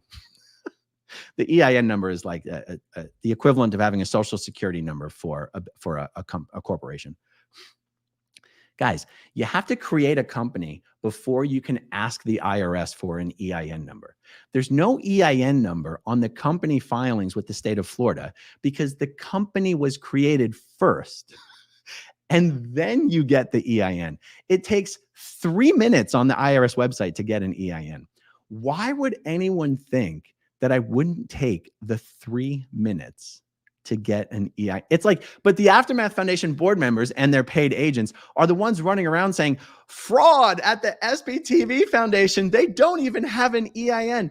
These people keep sending me bullshit emails with things like, oh, me and my girlfriends are trying to organize a fundraiser for the SPTV Foundation, but our accountant is saying we need the EIN number. I just delete all the emails. I'm not giving you guys the EIN number. I don't care. I'm not giving it to you. You don't need it. You'll see it in next year's filings. It's none of your business. Donate or don't donate. I don't care. I just like seeing you guys running around spreading crazy conspiracy theories that we don't actually have a bank account. It's like so ridiculous. Serge Delmar, good to see you in here, ma'am. No more kids in Scientology because kids cannot consent, Leah Remini. Jenny Penny, a restraining order against the single white female. Jenny Penny, you better believe I'm pursuing legal action. That's all I'm saying. Slander is illegal, and I am pursuing legal action. You can say whatever you want. You can call me a narcissist. You can call me a sociopath. You can say I was mean to you. What you can't say online is that you know for a fact that I have been lying for the last 5 years about my marital status. That is slander. And this person's done it. I've downloaded every video she's done. I've documented every time she said it.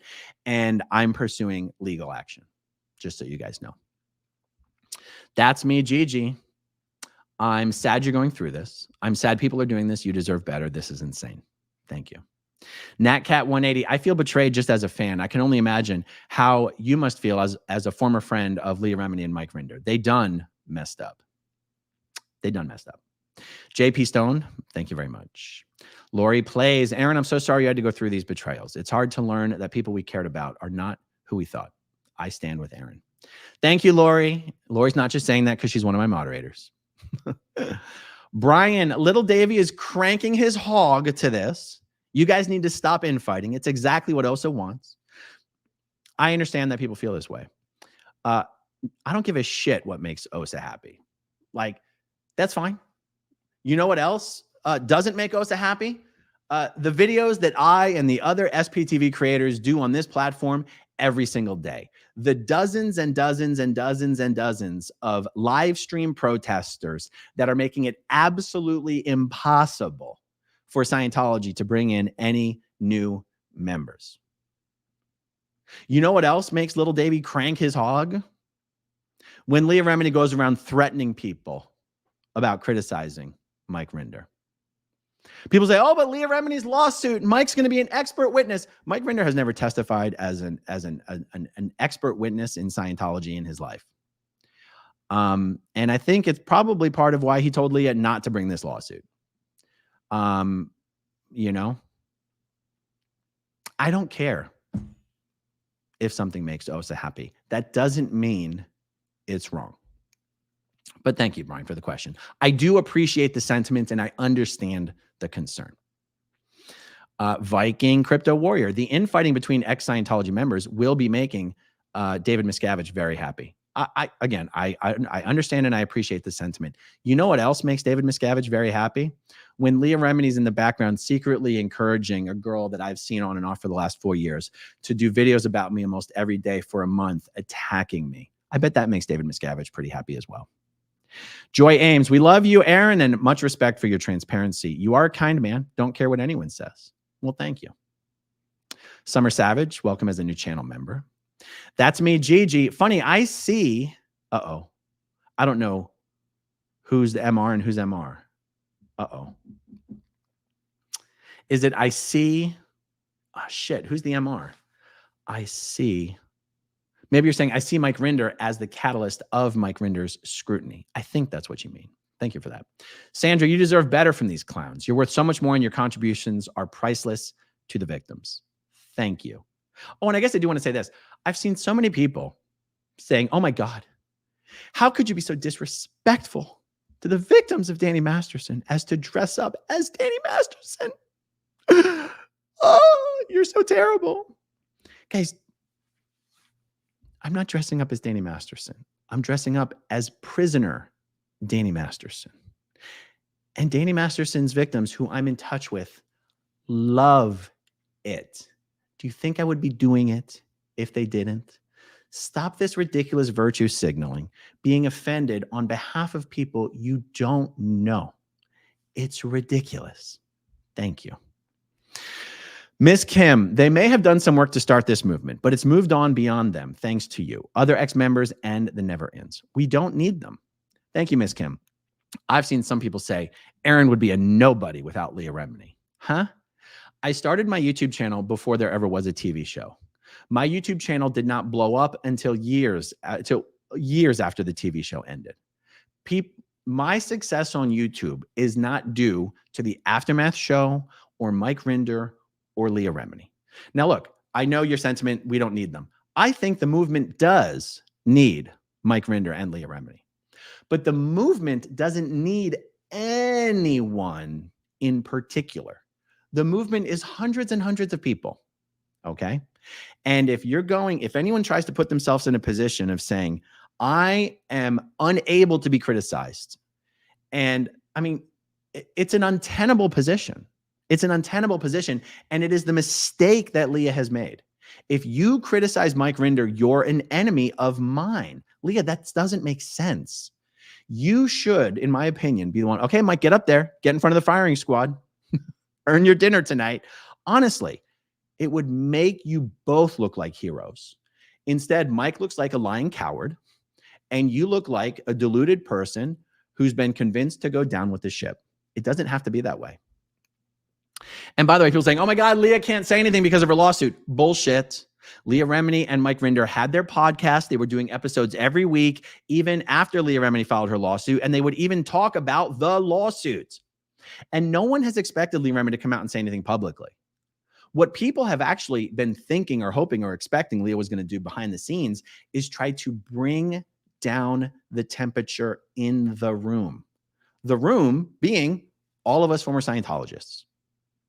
And people have wondered, why isn't that happening? Or maybe they've assumed that she's been trying to do it behind the scenes, but we're all such petulant, spoiled brats that we're all doing it anyway. You'll all be disturbed to learn that not only has she not been bringing down the temperature, she's been turning it up. That's why we have to talk about the elephant in the room. You guys, a lot of you say, oh, you guys just keep fighting, fighting, fighting. Who's fomenting it behind the scenes? That's what's been happening. Pippi Longstocking forever. Thank you for becoming a new channel member. Jen Hack, love you and this community. Thank you very, very much. Jackson, love you, bro. Always standing with you and Will and all the SPTV people to take down this cult. Thank you very much. Erica M, when will the Aftermath Foundation learn? Not everyone follows the orders of charismatic leaders. True. Rye Toast, why is your marriage details the basis for anything you're doing with SPTV? Exactly. And just so you know, because there's always been, I'll take this out now. I've been very clear with all the board members of the SPTV Foundation. I said, guys, I don't give a shit what any of you do or say in public or private. I said, guys, it's really hard for me to think of something any of you could do or say or not do or say in public or private that would interfere with our goal of raising as much funds as humanly possible and putting those funds to as efficient use as possible to help people leaving Scientology and to help people who are already out of Scientology who still need help for various reasons. I said, I'm not here to babysit. I'm not here to moralize. I'm not here to lecture. I'm not here to anything. That's how I feel about this subject. Anyway. Marissa Martin, PDX, Heather and Aaron, you're both incredible and we're proud of your 20-year marriage and sweet kiddos too. Thank you very, very much. Let's see. That's me, Gigi. Wow, your wife seems so private and they're twisting her words in the vein of making you look bad. I never thought the bottom could drop lower. Yeah, guys, people have always wondered, why is my wife so missing from the scene? She's never wanted to be a part of the scene. She is very, very private. We also have very separate lives. The fact that Claire would feed any information to complete strangers just about my wife, just so that that information could be used to attack me, it is disgusting. People see Claire as just this sweetheart Claire Bear. Claire Bear could never do anything wrong. Claire Bear's literally talking with this woman who's doing videos attacking me, encouraging her, supporting her, being there for her. Brian says, I feel bad for Claire and Mike. The OSA RTC fair game mindset was so ingrained that even on the outside, the cult worm is still alive in their brains. Yeah. Skyrider 140. Good to see you, Skyrider. Where's the super secret sign-up sheet to get on the I support Aaron hit list? Asking for a friend. Thank you, Skyrider. Good to see you. Unknown person said, it sounds like someone's mad that their main fundraiser is gone. Claire Headley does work as an executive assistant for an extremely high net worth individual who at this point is the main funder of the Aftermath Foundation. He makes $25,000, $50,000 donations. So the Aftermath Foundation is not going to run out of any money as long as Claire is there. Yeah, she has a bookkeeping company, but that's really just a small thing that she does on the side and subcontracts out to other people. Claire works for a high net worth individual. That's where the money comes from. Serge Del Mar, we can walk and chew literal gum at the same time. No more kids in Scientology. Yes, we can. All right, let's see. Spiritual Awakener 2. Hello. Look at the second and maybe third gen's history to what happened to them. Have nothing to do with the abuses that were fallen to them. The common denominator is Mike Rinder. Bend over, Leah. Carmen's coming for you. So open wide. Oh, that's a little rude. I wouldn't have brought that up if I read the whole thing. Guys, look, I want well, oh, is Marilyn unstarring things? Okay, maybe you are. Marilyn, are you okay? Thank you, Marilyn.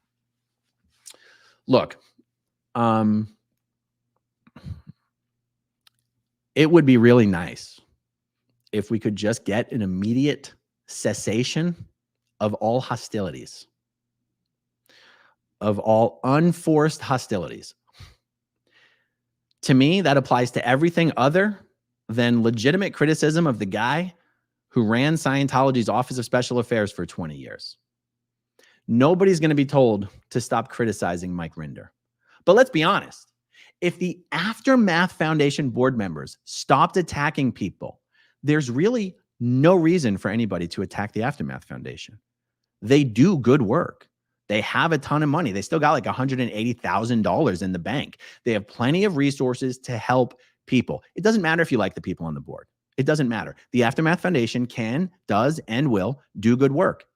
If Stefani Hutchison, Matt Pesch, Mark Headley, Mitch Brisker, Kate Olson, Alex Barnes-Ross, Chris Shelton, God forbid, Ian Rafalco, stopped attacking fellow former Scientologists who are doing the work, what would anybody have to criticize the Aftermath Foundation for? Nothing.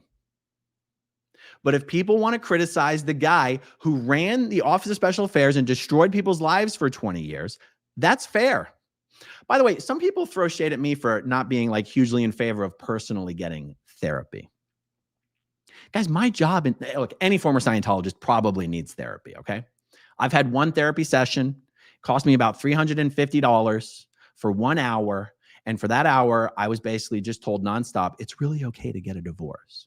Now, that's not throwing shade at the therapist. The truth is, that's exactly what I needed to hear. But I don't need to pay $350 to hear it.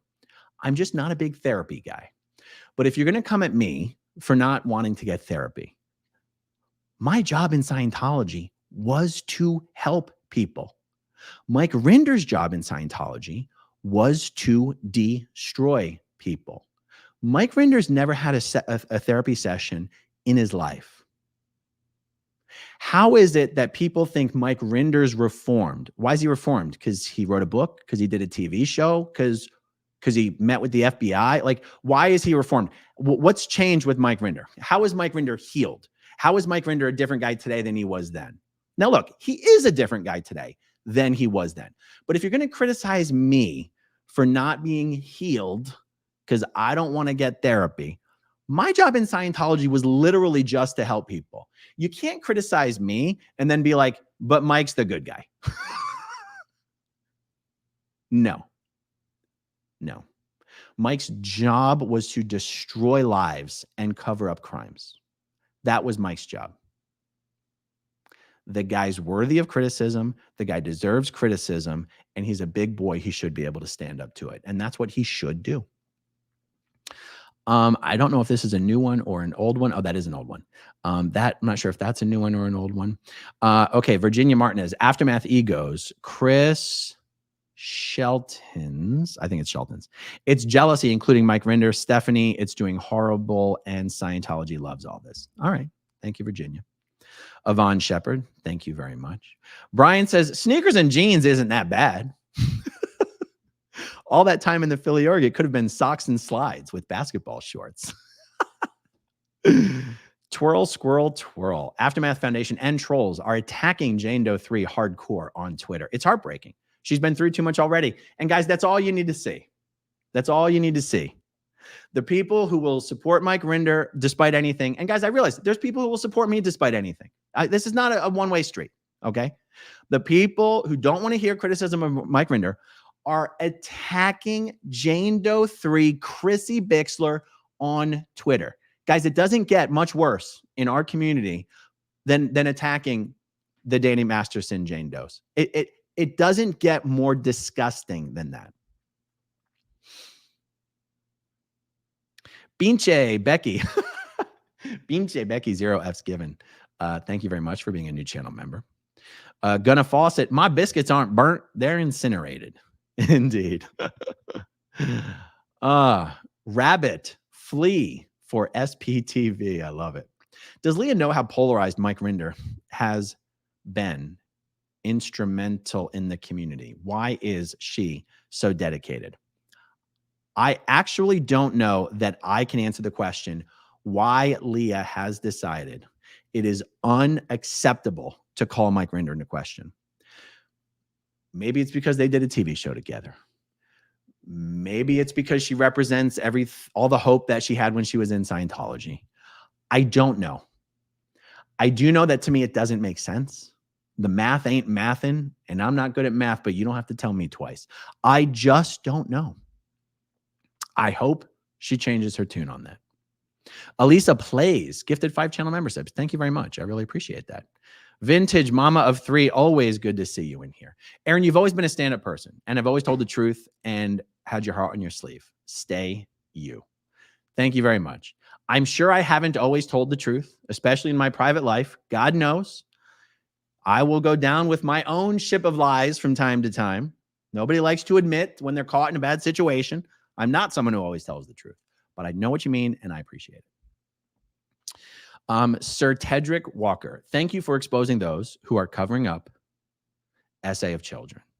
Instead, thank you for exposing those who are covering up essay of children, instead focusing on Aaron's personal life.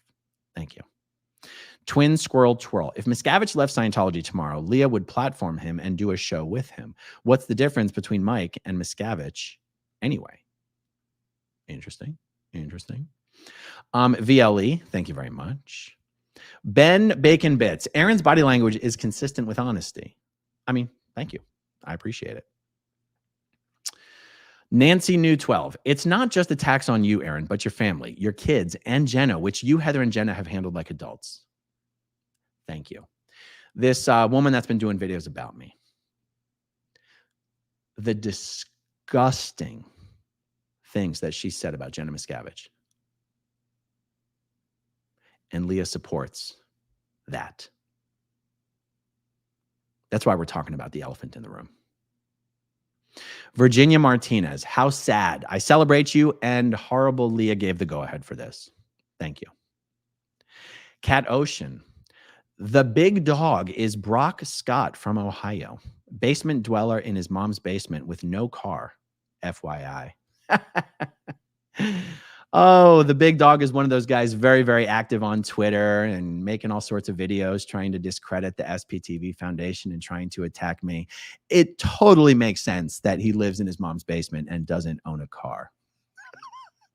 Thank you, Cat Ocean. Holly B. Aaron, I've been following you since you started your channel and first interviewed Mike. Guess you can take Mike Rinder from Osa, but you can't take Osa from Mike Rinder. How ironic that the very first videos I did on my channel was 8 or 9 years ago. They were videos sitting down, interviewing Mike Rinder when he was working for me in my company. How far we have come. Declared Dave loves suppressive Sherry. Aaron, got your back, bro. Good to see you in here. Dave, love to see you in here. Jen Marie, Aaron, we've got receipts. We will email it to you. Thank you very much. I appreciate that. Ben Bacon Bits, just because I actually made a live for once. I guess you mean super chat. Love your anger while being honest. So sad your personal life is becoming a spectacle like this. Yeah.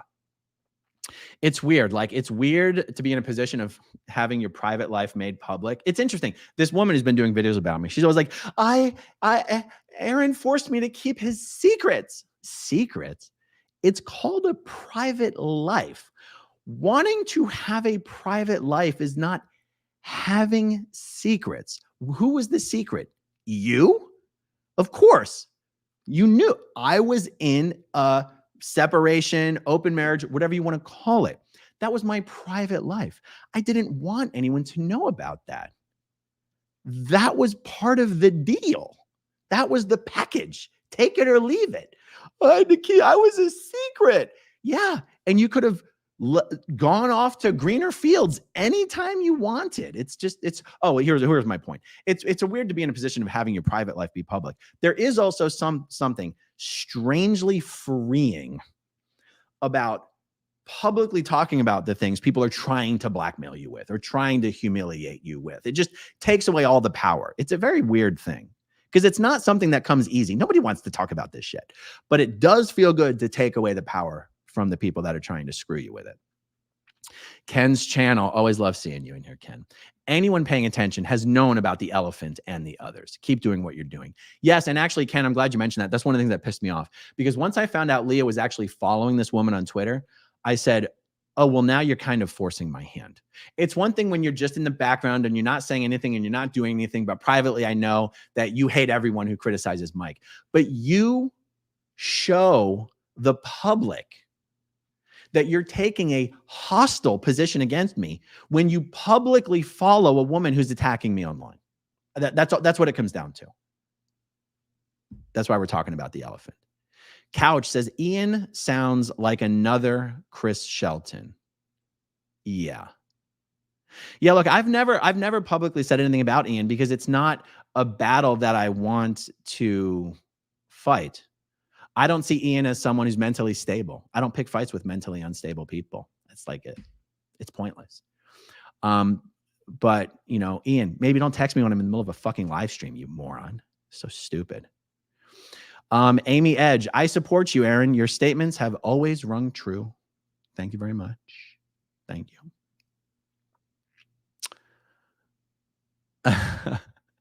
Here's what Ian texted me. I'll just read it out to you live. Dog, this live is embarrassing. Post Me Too, and you're pulling the bitches be crazy card twice? This is wildly cringe and transparent. I guess by transparent means everybody can see what you're doing. Yeah, everybody can see what I'm doing, Ian. I'm being very open. See, that's actually the other thing. I don't do my shit behind the scenes. Do you know the role that I've played in trying to discredit the Aftermath Foundation board behind the scenes? Zero.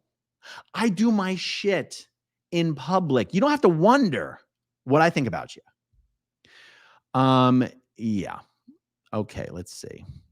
SPITClearwater Kai. I've been a good friend of Aaron's for months now. I've met his wife, his new partner, his kids.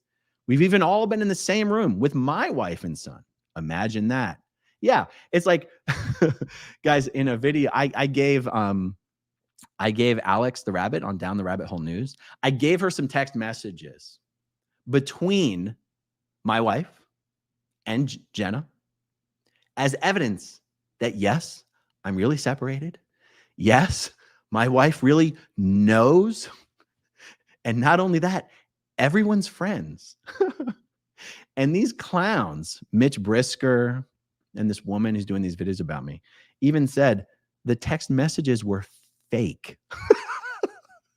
That if those text messages were real, I would have come out and defended myself earlier. No. Why would I defend myself against someone who has no audience? Why would I expose my audience to someone else who's just shitting on me and trying to drag me and has no audience of her own? There's no reason for me to defend myself. The only reason we're doing this now is because I found out Leah Remini's been actually cheerleading. That's why we're talking about the elephant in the room. And yes, Kai and his amazing wife and his amazing son have spent time with me and Heather and the kids and Jenna, and it's all good, guys. It's all good. Summer Sun, Team AA Run Forever. Thank you. Anaphylaxis, welcome as a channel member. Natalie VB Lightbreeze, welcome as a channel member. Susie G says, have you seen the Antisocial Network on Netflix? Scientology and Anonymous are covered in it. I haven't seen it yet, but it is on my list. By the way, you know what I did watch? Baby Reindeer. Holy shit. I have never been so triggered by a show in my life. I was having what felt like an actual panic attack while watching this show, largely because of the similarities between that show and what this woman's been doing on YouTube. I'm going to call her Martha. We're going to call the woman making videos on YouTube Martha. How's that? Warren Rice, sorry you have to go through this. You dropped a nuclear bunker buster that quite frankly needed to be dropped, however unpleasant. Thank you very much. Ben Bacon Bits. Oh, Aaron, can I say you're bald? What does that mean? I don't know. Yes, you can say I'm bald. All right. Oh, guys, it's been a while since I had some water. Hold on.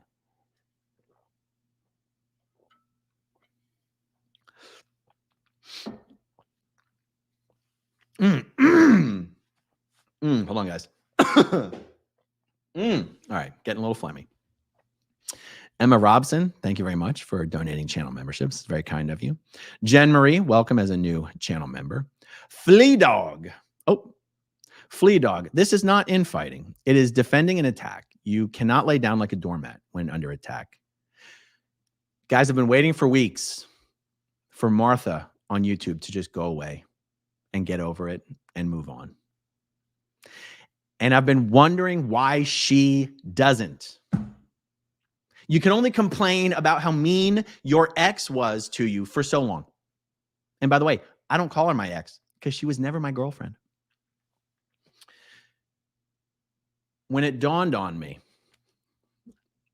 she keeps doing it because she's being cheered on by Claire Headley and Leah Remini. Why would she ever stop? She loves it. She loves the attention. She loves the views she gets when she does videos about me. She loves the people in my community who don't like me flocking to her. Alex Barnes-Ross said to her in a video, how can my community best support you? She loves it. Why would she ever stop? Why would she ever stop when she's playing to an audience of 1 or 2? Leah Remini and Claire Headley. Lethanda Grauklinger, 5 more channel memberships. Thank you, Lethanda. I really appreciate this. Macht, oh, more German. Macht mir Dog. Okay, I can't do it. Why would they do this to Heather if they cared? Exactly. Stop pretending like you care about my wife. You do not. She is fodder for your cannon. Ken's channel. Everyone watching this needs to know. The Aaron on YouTube is exactly the same Aaron in person. There's no character, no shtick. Aaron is Aaron, nothing fake in the slightest. It's true. And Ken would know. Paige Fraley, thank you. Welcome as a new channel member. Miss Kim, I see what you mean. I hope that they see the light. Thank you very much. Eat More Pizza Now. We're here to help people get out of the cult and shut it down. So sad that the other foundation has to sink so low. Don is on it. Welcome as a new channel member. Lady Pamela, I'm sorry, guys. You are on the right side of history. You'll see. Thank you. Virginia Martinez, thank you for gifting a channel membership. Susan P. SID. Keep up the great work, Aaron. We love you. Thank you very much. D Mill, what happened to William Good and their TikTok crew? Is there still a movement? I don't see anyone streaming anymore. I think Scientology got them banned. That's because all the action is on YouTube, baby. The TikTok, the Squirrel Squad is in full effect. It's just on YouTube. TikTok is too fickle. XX Alicia, XX. Wondering if you had plans to go to LA anytime soon. I'll be in LA within the next couple of weeks. Kazri, good to see you. Let's be centered, transparent, and kind. Ignore the haters and don't be offended on behalf of others. Let's focus on what we want and be the change. I can get behind that. Nona Boss Audits and Investigations. Thank you for the transparency, Aaron. Kids cannot consent. Thank you very much. Mr. Clean, perhaps the most real and most unfortunately needed stream. I know it's difficult, but this was needed. Respect. Thank you. Ken's channel. Hey, big guy. Time to use those OSA files for something other than Tom Cruise hilarity. Yes, indeed. I sure will. Stacy Toms. Leah's book title, more fitting now. I know what you're saying. Canine Peace of Mind. I can't believe Leah went to the dark side. It sucks that you even have to make this video. I 100% support you taking legal action against her. To be fair, guys, I don't consider Mike Rinder to be the dark side. And I don't blame Leah for having loyalty to a friend. I do blame Leah for how she's handled this. It's wrong. It didn't need to be handled this way. None of this needed to be handled this way. But I don't see Mike as the dark side. I don't see Leah as having gone to the dark side. The fighting, people are sick of it. And people need to understand that it's being fomented and it's being cheerleaded. And I would fully embrace a ceasefire as long as that ceasefire does not include an expectation that people cannot criticize Mike Rinder, the former head of OSA. It's not Mike Rinder, the board member of the Aftermath Foundation. It's Mike Rinder, the former head of OSA. I would even be in fair of like, you know, I mean, look, it's not like I run one side and Leah runs the other side. It's not like we're going to sit and have some sort of negotiate a peace treaty. But I'm just saying, people have said to people, I've seen people say about me, Aaron could at least tell everyone to stop. Well, I could ask everyone to stop and maybe someone would listen to me, but why? Why would people listen to me?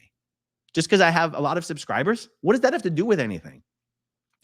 But anyway, I would say, I would be more than happy to do videos asking people in my community to stop criticizing the Aftermath Foundation.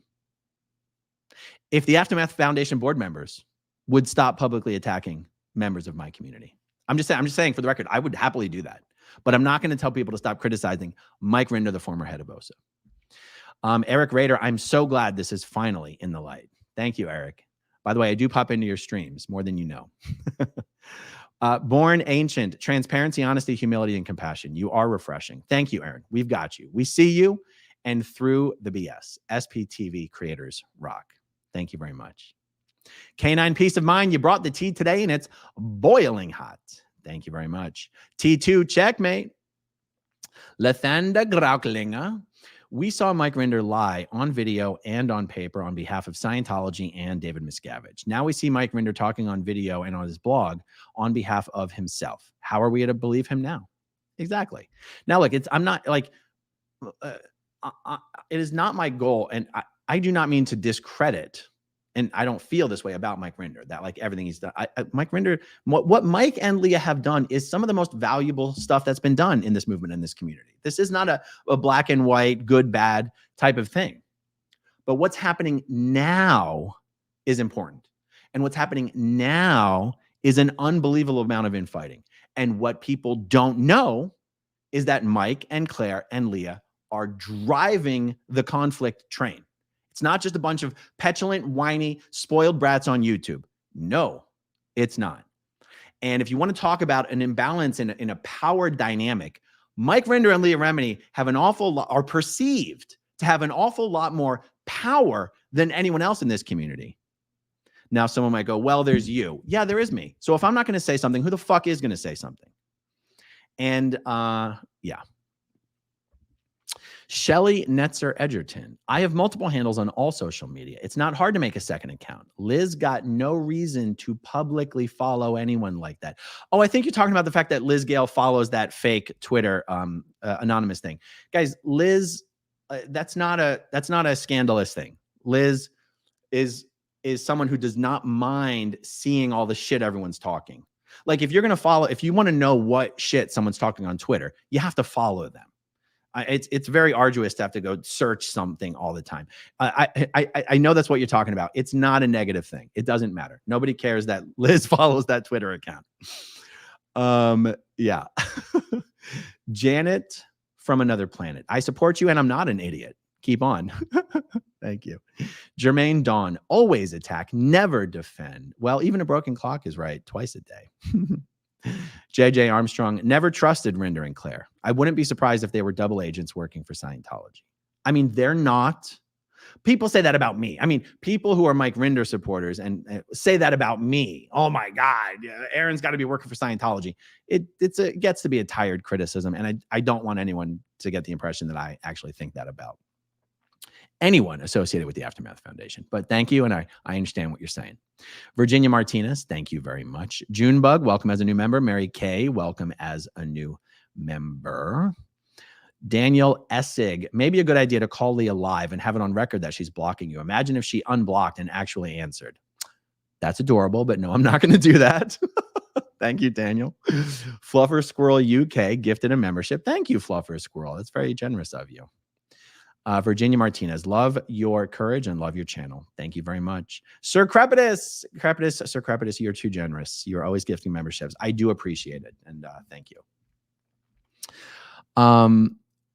Spiritual Awakener 2. I wasn't coming at you in Super Chat. I was coming for Rinder and Leah. Reread it carefully. Oh, shoot. I don't remember what it was.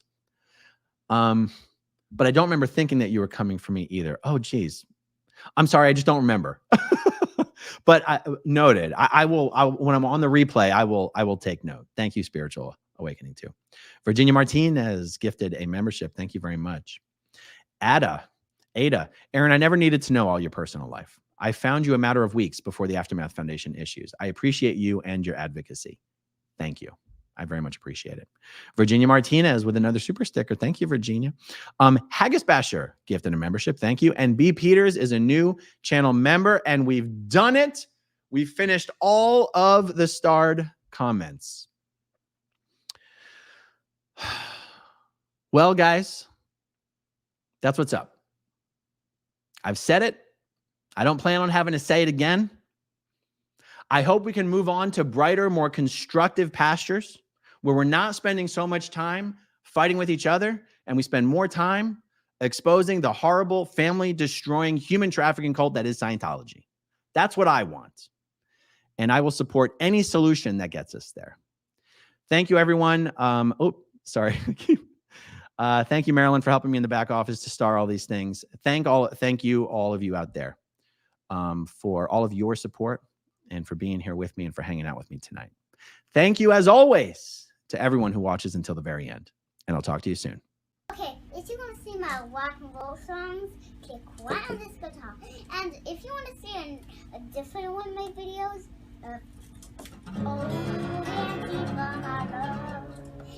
then you could click right inside here. If you have subscribed or not, subscribe